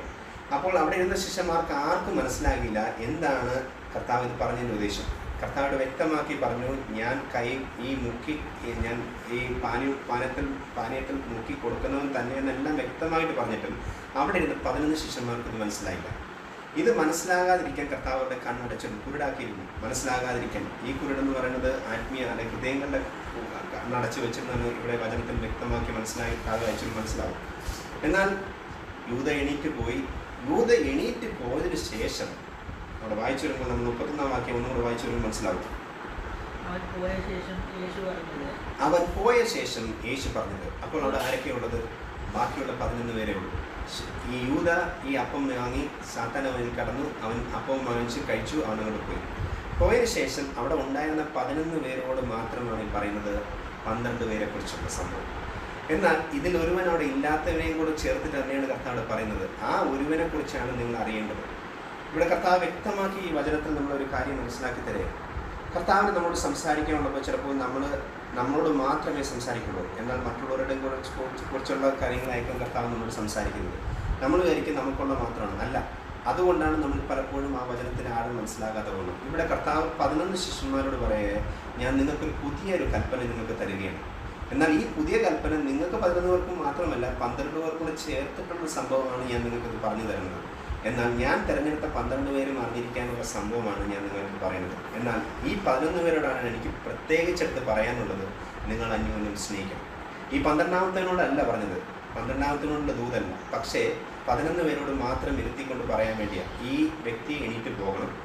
എണീറ്റ് പോയതിന് ശേഷമാണ് ദൈവനാമ മഹത്വം ഉണ്ടാകുകയുള്ളൂ. അതിനുശേഷമാണ് ദൈവത്തിന് ഈ ദൂത് പറയാനുള്ളത്, അല്ലെങ്കിൽ ദൈവത്തിന് ഈ വചനത്തിൻ്റെ സത്യം അല്ലെങ്കിൽ കൽപ്പന ഈ 11 പേർക്ക് കൊടുക്കാനുള്ളത്. അതുകൊണ്ടാണ് 31 വായിച്ചാൽ മനസ്സിലാകുന്നത്, അവൻ പോയ ശേഷം യേശു പറഞ്ഞത്. കാരണം പോകാതെ കർത്താവിന് ഇത് പറയാൻ പറ്റില്ല. കാരണം പോയതിന് ശേഷം ഈ 11 പേരോട് പ്രത്യേക എടുത്ത് പറയാനുള്ളൊരു സംഭവമാണ് ഇവിടെ കർത്താവിന് പറയാനുള്ളത്. കർത്താവ് പറയാം, ഇപ്പോൾ മനുഷ്യപുത്രൻ മഹത്വപ്പെട്ടിരിക്കുന്നു, ദൈവവും അവനിൽ മഹത്വപ്പെട്ടിരിക്കുന്നു എന്ന് വെച്ച് കഴിഞ്ഞാൽ കർത്താവ് യേശുക്രിസ്തു വ്യക്തമായിട്ട് പറയുക, എന്താണോ തിരുവെഴുത്തുകളിൽ എഴുതിയിരിക്കുന്നത് അത് നിവൃത്തിയാകാൻ പോവുകയോ ദൈവനാമ മഹത്വം ആകാൻ പോവുകയോ എന്നെ ഒരുവൻ കാണിച്ചു കൊടുക്കുമെന്നും ഈ ഒരു വ്യക്തി കാണിച്ചു കൊടുക്കുകയും പറഞ്ഞതുപോലെ തിരുവെഴുത്ത് പറഞ്ഞതുപോലെ തന്നെ സംഭവിക്കാൻ പോകുന്നു, അത് ദൈവത്തിൻ്റെ പ്രവൃത്തി നടക്കാൻ പോകുന്നതുകൊണ്ടാണ് കർത്താവ് പറഞ്ഞത് ഇത് ദൈവത്തിൻ്റെ പ്രവൃത്തി നടക്കാൻ പോവുകയാണ്. ഇപ്പോൾ മനുഷ്യപുത്രൻ മഹത്വപ്പെട്ടിരിക്കുന്നു. കാരണം എന്താ? കർത്താവ് പറഞ്ഞതുപോലെ സംഭവിക്കുകയാണുണ്ട്. കർത്താവ് പറഞ്ഞ പോലെ ആ വീഞ്ഞ് മുക്കി കർത്താവ് അപ്പം കൊടുത്തപ്പോൾ പറഞ്ഞതുപോലെ തന്നെ അവൻ പിശാച് കയറുകയും അവൻ പോയതുപോലെ ചെയ്യാൻ അവൻ എന്താണോ കർത്താവ് പറഞ്ഞതുപോലെ അവൻ ചെയ്യുകയും അവൻ കർത്താവ് പറഞ്ഞു, ഇപ്പോൾ മനുഷ്യപുത്രൻ മഹത്വപ്പെട്ടിരിക്കുന്നു, ദൈവവും അവനിൽ മഹത്വപ്പെട്ടിരിക്കുന്നു. ദൈവം അവനിൽ മഹത്വപ്പെട്ടിരിക്കുന്നുവെങ്കിൽ ദൈവം അവനെ തന്നിൽ തന്നെ മഹത്വപ്പെടുത്തും, ക്ഷണത്തിൽ അവനെ മഹത്വപ്പെടുത്തും. എന്ന് വെച്ചാൽ ഇനി സമയമില്ല, ഇനി സമയം ആയി വന്നു. കാരണം പോയവൻ പോയിരിക്കുന്നതിന് വേണ്ടിയാണ് മഹാപുരോഹിതന്മാരെയും എല്ലാവരെയും വിളിച്ചുകൊണ്ട് കർത്താവിനെ കാണിച്ചു കൊടുക്കാൻ വേണ്ടിയാണ് പോയിരിക്കുന്നത്. അവിടെ പോയിട്ട് അവരെയും വിളിച്ചുകൊണ്ട് ഇപ്പോൾ വരാൻ പോവുകയാണ്. അപ്പോൾ ഇനി സമയമില്ല, ഇനി അവസാന നിമിഷത്തിലേക്ക് എത്തിക്കഴിഞ്ഞു. അതുകൊണ്ടാണ് കർത്താവ് പറഞ്ഞത് ക്ഷണത്തിൽ അവനെ മഹത്വപ്പെടുത്തും. ടൈമായി. കുഞ്ഞുങ്ങളെ, ഞാൻ ഇനി അല്പസമയം മാത്രം നിങ്ങളോട് കൂടി ഇരിക്കും. എന്ന് വെച്ചാൽ ഇനി ഞാൻ അധികം നേരം നിങ്ങളോട് ഇരിക്കില്ല. കാരണം നിങ്ങളുടെ കൂട്ടത്തിൽ ഒരുവൻ തിരുവെടുത്ത് പറഞ്ഞതുപോലെ അവൻ ഇവിടുന്ന് എണീറ്റ് പോയി. ഇനി അവൻ തിരിച്ച് മടങ്ങി വരുന്നത് വെറുതെ അല്ല, ഒറ്റയ്ക്കല്ല അവൻ മടങ്ങി വരാൻ പോണത്. അവൻ പോയിരിക്കുന്നതിന് ഉദ്ദേശം പറഞ്ഞതുപോലെ ചെയ്യും. കർത്താവ് യേശുക്രിസ്തു തിരുവെഴുത്തിൻ്റെ സമയത്ത് ആ കാലം കൊടുക്കുന്ന സമയത്ത് നീ ചെയ്യാനുള്ള വേഗം പോയി ചെയ്യുക. കാരണം അതിന് സമയമായതുകൊണ്ട് കർത്താവ് യൂതയോട് പറഞ്ഞ് അവൻ ഒറ്റയ്ക്കല്ല വരുന്നത്, ഇനി അവൻ മറ്റുള്ളവരെയും വിളിച്ചുകൊണ്ട് കർത്താവിനെ കാണിച്ചു കൊടുക്കാൻ വരിക. അതുകൊണ്ട് കുഞ്ഞുങ്ങളെ, ഇനി അല്പസമയം മാത്രം നിങ്ങളോടുകൂടെ ഇരിക്കും. നിങ്ങൾ എന്നെ അന്വേഷിക്കും, ഞാൻ പോകുന്നിടത്ത് നിങ്ങൾക്ക് വരുവാൻ കഴിയുകയില്ല എന്ന് ഞാൻ യഹൂദന്മാരോട് പറഞ്ഞതുപോലെ ഇന്ന് നിങ്ങളോടും പറയുന്നു.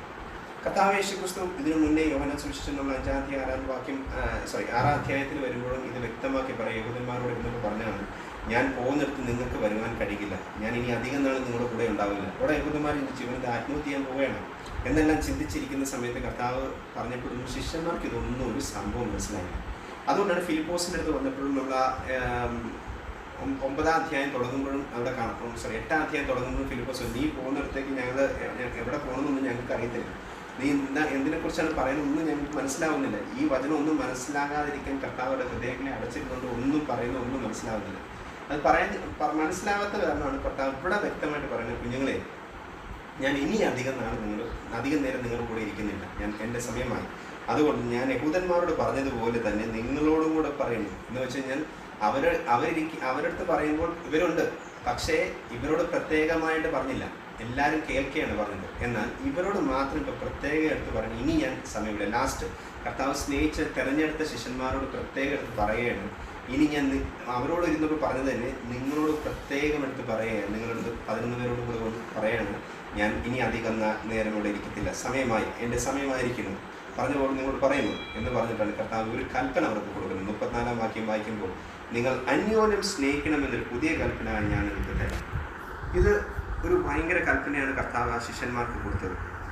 തിരഞ്ഞെടുത്തവരോട് കർത്താവിന് പ്രത്യേകം പറയാനുള്ള സംഭവം. പുരുഷാരത്തോടും എല്ലാവരോടും ദൈവത്തിൻ്റെ സ്നേഹത്തെക്കുറിച്ചും അനേകരോട് പറഞ്ഞപ്പോൾ കൂട്ടുകാരനെ എങ്ങനെ സ്നേഹിക്കണമെന്നും നിത്യജീവൻ നിത്യജീവനെ പ്രാപിക്കേണ്ടത് എങ്ങനെയെന്നും എല്ലാം ചോദിച്ചു വരുമ്പോൾ കൂട്ടുകാരനെ ഞാൻ എങ്ങനെ സ്നേഹിക്കേണ്ടതെന്നെല്ലാം ശമരിക്കാരുടെ കഥയെല്ലാം പറഞ്ഞ് ജനത്വനെയും പുരുഷാരത്തോടും പറഞ്ഞ് മനസ്സിലാക്കുമ്പോൾ ദൈവത്തിൻ്റെ സ്നേഹം എത്രയെന്നെല്ലാം അവരോട് പറഞ്ഞപ്പോഴും കർത്താവ് ശിഷ്യന്മാരോട് ഇവിടെ പറയാം, താൻ തിരഞ്ഞെടുത്ത ശിഷ്യന്മാരോട് പറയാം, 11 പേരോടൊന്ന് പ്രത്യേകിച്ചെടുത്ത് പറയുന്നത്, നിങ്ങൾ അന്യോന്യം സ്നേഹിക്കണം.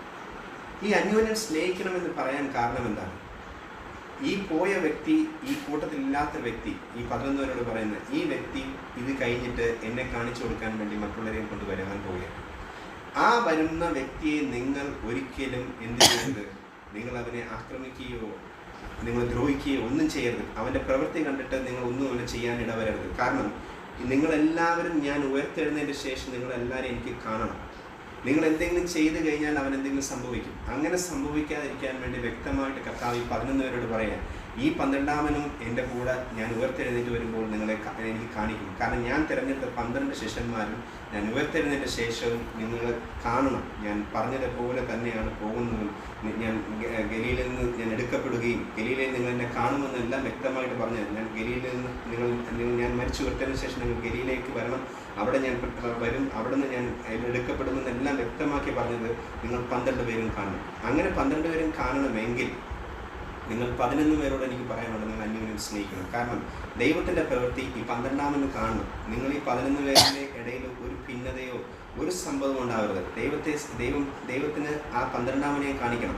കാരണം നിങ്ങളുടെ 12 പേരെ സ്വഭാവം എനിക്ക് നന്നായി അറിയാം. കാരണം വ്യക്തമാക്കി 2 സംഭവം വചനത്തിൽ യോഹന്നാൻ തന്നെ എഴുതി വെച്ചിട്ടുണ്ട്. യോഹന്നാനെയും കുറിച്ചും യാക്കോബിനെയും കുറിച്ച് യാക്കോബിനെയും കുറിച്ച് തൻ്റെ അമ്മ വന്നിട്ട് കർത്താവിനോട് പറഞ്ഞു, കർത്താവെ നിൻ്റെ ഇടത്തും വലത്തുമായിട്ട് ഇവരെ ഇരുത്തണമെന്ന് പറഞ്ഞപ്പോൾ തന്നെ അവരുടെ ഇടയിൽ ഭിന്നതയുണ്ടായി. കാരണം എന്തിനാ ഇവർക്ക് മാത്രം 12 പേരിൽ ഇവർ 2 പേർക്ക് മാത്രമേ ഇടത്തും വലത്തും ഇരിക്കാൻ പറ്റുള്ളൂ എന്ന് എൻ്റെ ഒരു ഭിന്നതയും അസൂയയും വന്നപ്പോൾ തന്നെ കർത്താവ് പറഞ്ഞു, ഇടത്തും വലത്തിയിരിക്കുന്നത് എൻ്റെ ഇതല്ല, പിതാവായ ദൈവത്തിൻ്റെ ഇഷ്ടം എന്താണോ അതുപോലെ ചെയ്യും. എന്നാൽ അത് എളുപ്പമല്ല, നിങ്ങൾ ചിന്തിക്കുന്ന പോലെ എളുപ്പമല്ല എന്ന് പറഞ്ഞിട്ട് ഈ 10 ശിഷ്യന്മാരുടെ ബാക്കിയുള്ള 10 ശിഷ്യന്മാരുടെ മനസ്സറിഞ്ഞപ്പോൾ കർത്താവ് നിങ്ങൾ ഈ ലോകത്തിലുള്ളതിനെ കണക്കാകരുത്. ഞാൻ നിങ്ങളെ തിരഞ്ഞെടുത്തിട്ട് നിങ്ങൾ ആ സ്വഭാവം കാണിക്കരുത്. നിങ്ങളുടെ ഇടയിൽ അങ്ങനൊരു ആ സ്വഭാവം കാണിക്കരുത്. ഇവർ 2 പേർക്കും എൻ്റെ ഇടത്തും വരത്തിരിക്കുമെന്ന് പറഞ്ഞപ്പോഴേക്കും നിങ്ങൾക്ക് അസൂയയും നിങ്ങൾക്ക് വിദ്വേഷവും എല്ലാം തുടങ്ങി. അങ്ങനെ നിങ്ങളുടെ ഇടയിൽ കാണും, ലോകക്കാരുടെ ഇടയിൽ ഉണ്ടാവാം, പക്ഷെ നിങ്ങളുടെ ഇടയിൽ അത് കാണാൻ ഇട വരരുത് എന്ന് വ്യക്തമാക്കി കർത്താവ് ശിഷ്യന്മാരോട് പറയുന്ന ഒരു ഭാഗം നമുക്കിവിടെ കാണാം. കാരണം ഇവരുടെ എല്ലാം തനി സ്വഭാവം കർത്താവിന് നന്നായി അറിയാം. അതുപോലെ തന്നെയാണ് കർത്താവ് 12 ശിഷ്യന്മാരെ തിരഞ്ഞെടുത്തപ്പോൾ പത്രോസ് പത്രോസ് എന്ന പേരിട്ട ഷീമോനെ കർത്താവ് ആദ്യം 1-ാമത് തിരഞ്ഞെടുത്തപ്പോഴും ഇവൻ എടുത്തുചാട്ടക്കാരനാണെന്ന് വചനത്തിൽ നമ്മളെടുത്ത് വായിക്കുമ്പോൾ മനസ്സിലാകാം. അതുപോലെ നമ്മൾ ഇന്നലെ 12 ശിഷ്യന്മാരുടെ കാര്യം പറഞ്ഞപ്പോൾ തന്നെ എരിവുകാരനെ വിഷയം ഇവരുടെയൊക്കെ സ്വഭാവം വ്യക്തമാക്കി ആ 12 അപ്പോസ്തലന്മാരുടെ ഓരോ രീതിയിൽ കടന്നു വന്ന ആൾക്കാരാണ്. പലരും ചിലർ ചുങ്കക്കാരായിരുന്നു, ചിലർ മീൻ പിടിക്കാൻ പോകുന്ന ആ ഒരു നിലയിലുള്ള ജീവിതം നയിച്ചവരാണ്. അവരുടെയൊക്കെ സ്വഭാവം കർത്താവ് നന്നായി അറിയാം. എടുത്തുചാട്ടമായിരിക്കാം, ചുമ്മാ എടുത്തങ്ങ് ചാടും, ഞാനല്ല ഞങ്ങൾ അത് ചെയ്യുന്നു, എടുത്തു ചാടി സംസാരിക്കുന്നവരും എടുത്തു ചാടി പ്രവർത്തിക്കുന്നതും. അതുകൊണ്ടാണ് നമ്മൾ യോഹന്നാൻ സുവിശേഷം തന്നെ വരുമ്പോൾ 18-ാം അധ്യായത്തിലേക്ക് വരുമ്പോൾ 10-ാമത്തെ വാക്യത്തിൽ ഇങ്ങനെ കാണാം, കർത്താവ് യേശുക്രിസ്തുവിനെ പിടിക്കാൻ വന്നപ്പോൾ ശീമോൻ പത്രോസ് തൻ്റെ വാൽ ഊരി മഹോന്നതന്റെ ദാസനെ വെട്ടി, അവൻ്റെ പേര് മൽക്കോസ് എന്നായിരുന്നു എന്ന് പറയാൻ കാരണം ആ എടുത്തുചാട്ടം അവിടെ കർത്താവിന് അറിയാം. ഇവൻ കർത്താവിനെ എന്തെങ്കിലും ചെയ്തെന്ന് പത്രോസ് കണ്ടപ്പോൾ നമുക്കവിടെ ആ സിറ്റുവേഷൻ അറിയാം. കർത്താവിനെ പിടിക്കാൻ വന്നപ്പോൾ മഹോപുരോധന്മാരുടെ ഒരുവനെയും പത്രോസ് തൻ്റെ ഉറയിൻ്റെ വാളെടുത്തിട്ട് വെട്ടി കാതെടുത്തു. എന്ന് വെച്ച് കഴിഞ്ഞാൽ എൻ്റെ കർത്താവിനെ എന്തെങ്കിലും ആരെങ്കിലും ചെയ്തു കഴിഞ്ഞാൽ ഞാൻ പെട്ടു, അല്ലെങ്കിൽ അവനെ കൊല്ലും. ആ ഒരു എടുത്തിയാട്ടക്കാരനാണ് പത്രോസ്. നമുക്ക് വചനം വായിച്ചു വരുമ്പോൾ മനസ്സിലാവും. അങ്ങനെയാണെങ്കിൽ കർത്താവിനെ ഒറ്റിക്കൊടുത്തവൻ യൂദയാണെങ്കിൽ അവനെ കൊല്ലും, തീർച്ചയായും ചെയ്യുമെന്ന് കർത്താവിന് വ്യക്തമാക്കി അറിയാം. കാരണം ഇവൻ്റെ സ്വഭാവം അതാണ്. പത്രോസ് യേശുവിനെ കാണിച്ചു കൊടുത്ത മഹോരോധിൻ്റെ ആ ദാസനെ കണ്ടപ്പോൾ തന്നെ ഉടൻ തന്നെ വാളെടുത്ത് വെട്ടിയതാണ്. എന്ന് വെച്ച് കഴിഞ്ഞാൽ അത്ര എടുത്തിയാട്ടക്കാരനാണ്. അങ്ങനെ കർത്താവിനെ അങ്ങനെ ആരെങ്കിലും എന്തെങ്കിലും ചെയ്യാൻ വന്നു കഴിഞ്ഞാൽ അവൻ എന്തെങ്കിലും ചെയ്യുമെന്നുള്ള ലെവലിലേക്ക് നിൽക്കുന്ന ഒരു സ്വഭാവമുള്ളവരാണെങ്കിൽ തീർച്ചയായും 12-ൽ ഒരുവനായ യൂദ യേശുവിനെ ഒറ്റിക്കൊടുത്തു എന്ന് മനസ്സിലായാൽ തീർച്ചയായും ഈ 11 പേരും യൂദയെ എന്തെങ്കിലും ചെയ്യും.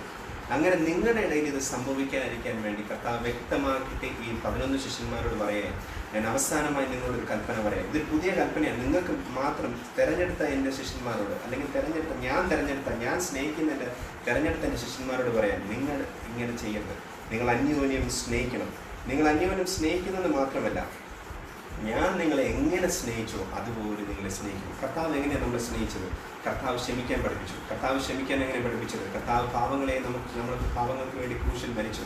നമുക്ക് വേണ്ടി സൗജന്യമായി കർത്താവ് നമുക്ക് വേണ്ടി പാപത്തെ ക്ഷമിച്ചു എന്ന്. അതുപോലെ നമ്മൾ മറ്റുള്ളവർ ക്ഷമിക്കാൻ കർത്താവ് നമ്മളെക്കുറിച്ച് ആഗ്രഹിക്കുന്നു. അതുപോലെ ഞാൻ എങ്ങനെ നിങ്ങളെ സ്നേഹിക്കുന്നു, നിങ്ങൾക്ക് വേണ്ടി എങ്ങനെ കരുതിയോ അതുപോലെ നിങ്ങൾ സ്നേഹിക്കുകയും കരുതലും വേണം. നിങ്ങളുടെ 12 പേരുടെ ഇടയിൽ ഇത് സംഭവിക്കരുത്. അതുകൊണ്ടാണ് കർത്താവ് 11 പേരോട് പറയുന്നത് നിങ്ങൾ അന്യോന്യം സ്നേഹിക്കണം. അന്യോന്യം സ്നേഹിക്കുന്നത് എങ്ങനെയാണ്? ഞാൻ നിങ്ങളെ സ്നേഹിച്ചതുപോലെ നിങ്ങളും അന്യോന്യം സ്നേഹിക്കണം. കാരണം നിങ്ങളുടെ ഇടയിൽ ഭിന്നത ഉണ്ടായാൽ, നിങ്ങളുടെ ഇടയിൽ അങ്ങനെ ഒരു സംഭവം ഉണ്ടായാൽ, നിങ്ങളുടെ ഇടയിൽ 12 പേരും ഞാൻ ഉയർത്തെഴുന്നിട്ട് ഇനി 3 ദിവസത്തേക്ക് ഇടയ്ക്കുള്ള ഒരു സംഭവമാണ് ഇവിടെ കർത്താവ് പറയുന്നത്. കർത്താവ് അന്ന് രാത്രി പിടിക്കപ്പെടുകയെ, ഇത് കഴിഞ്ഞ് 3-ാം നാൾ കർത്താവ് ഉയർത്തെഴുന്നേറ്റ് ശേഷം കർത്താവ് ഉയർത്തതിന് ശേഷം ഈ 12 പേരും കർത്താവിനെ കാണണമെന്ന് കർത്താവിന് ആഗ്രഹമുണ്ട്. അപ്പോൾ നിങ്ങളുടെ ഇടയിൽ ഭിന്നത ഉണ്ടായിക്കഴിഞ്ഞാൽ എന്ത് സംഭവിക്കും? ചിലപ്പോൾ ഇവരെ നഷ്ടപ്പെടാം. അങ്ങനെ നഷ്ടപ്പെടാതിരിക്കാനും മറ്റുള്ളവരുടെ മുൻ പുച്ഛിക്കാനും തള്ളാനും ഇരിക്കാതിരിക്കാനും കർത്താവിന് വ്യക്തമായിട്ട് പറയണം. അതുകൊണ്ടാണ് കർത്താവ് 35-ാം വാക്യത്തിൽ വായിക്കുമ്പോൾ ഇങ്ങനെ എഴുതിക്കുന്നത്: നിങ്ങൾക്ക് അന്യോന്യം സ്നേഹമുണ്ടെങ്കിൽ നിങ്ങൾ എൻ്റെ ശിഷ്യന്മാരെന്ന് എല്ലാവരും പറയും.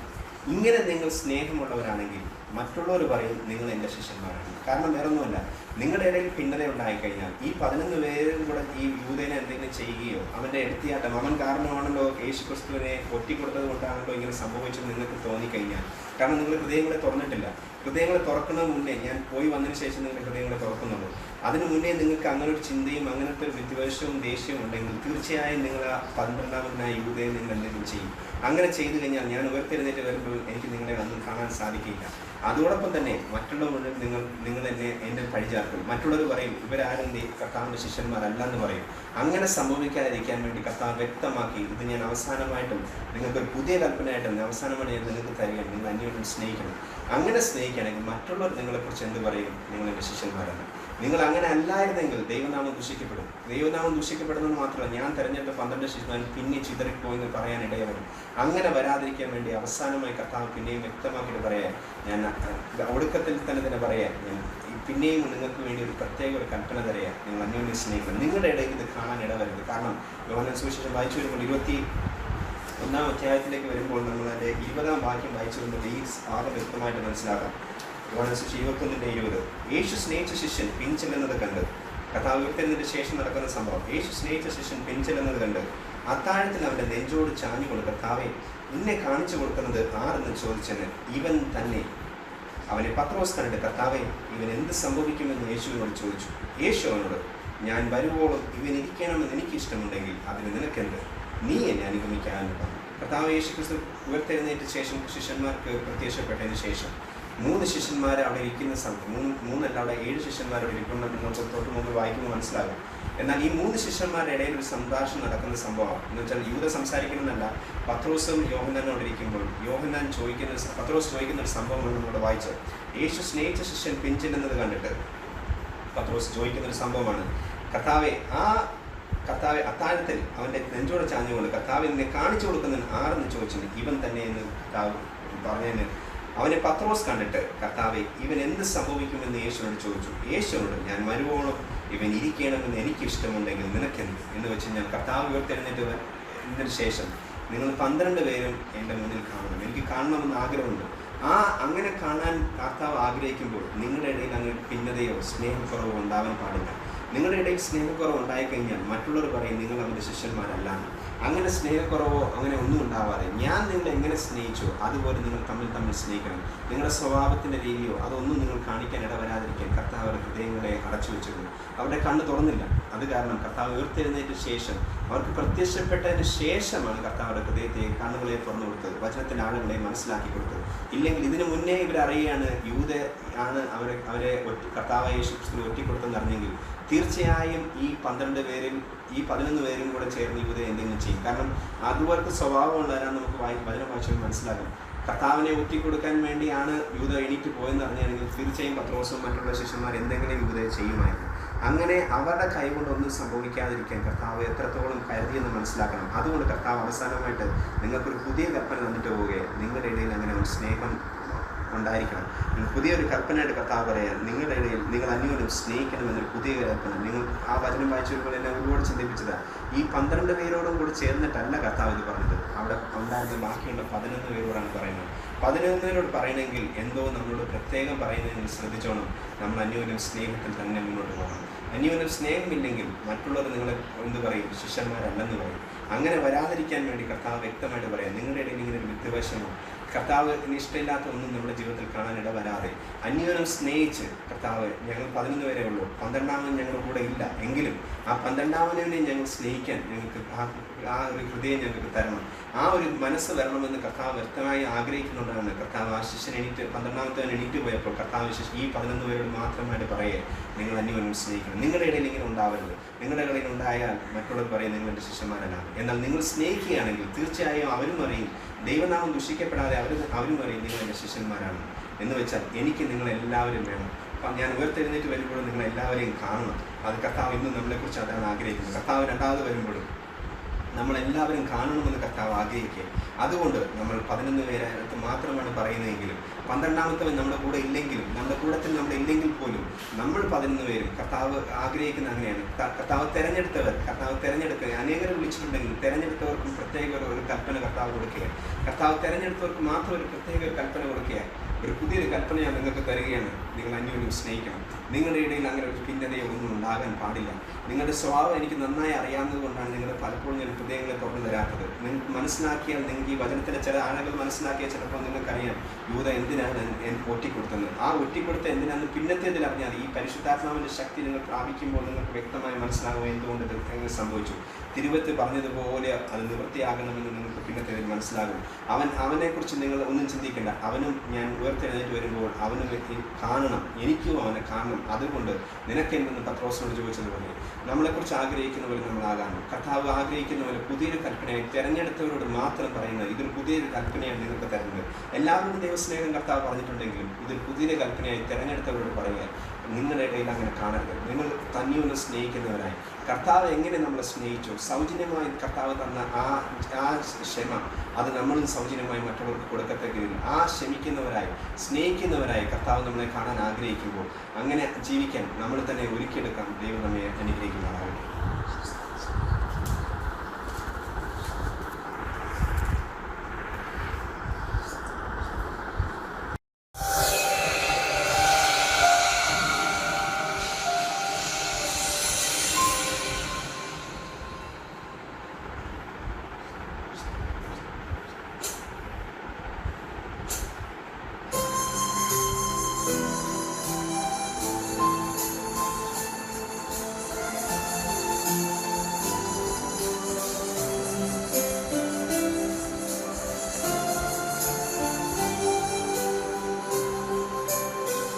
Yehova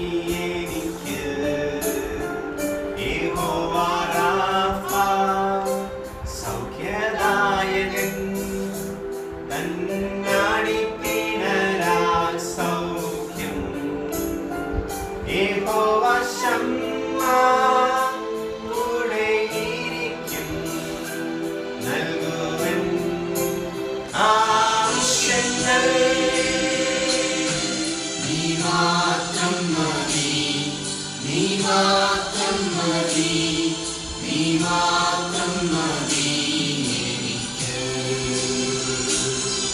നീ മാത്രം മതി, നീ മാത്രം മതി, നീ മാത്രം മതി എനിക്ക്.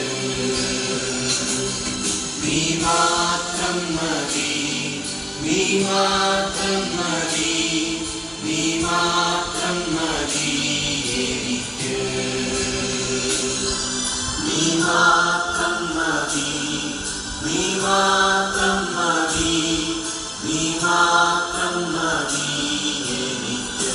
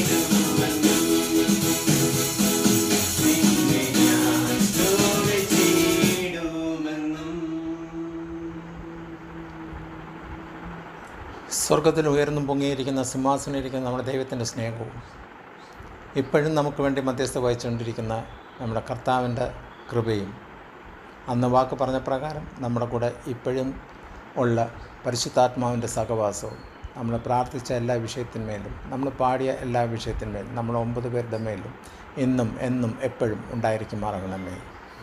നമുക്ക് ജയം തന്ന ദൈവത്തിന് സ്തുതിക്കാമല്ലോ. ഹല്ലേലൂയ, ഹല്ലേലൂയ, ആമേൻ.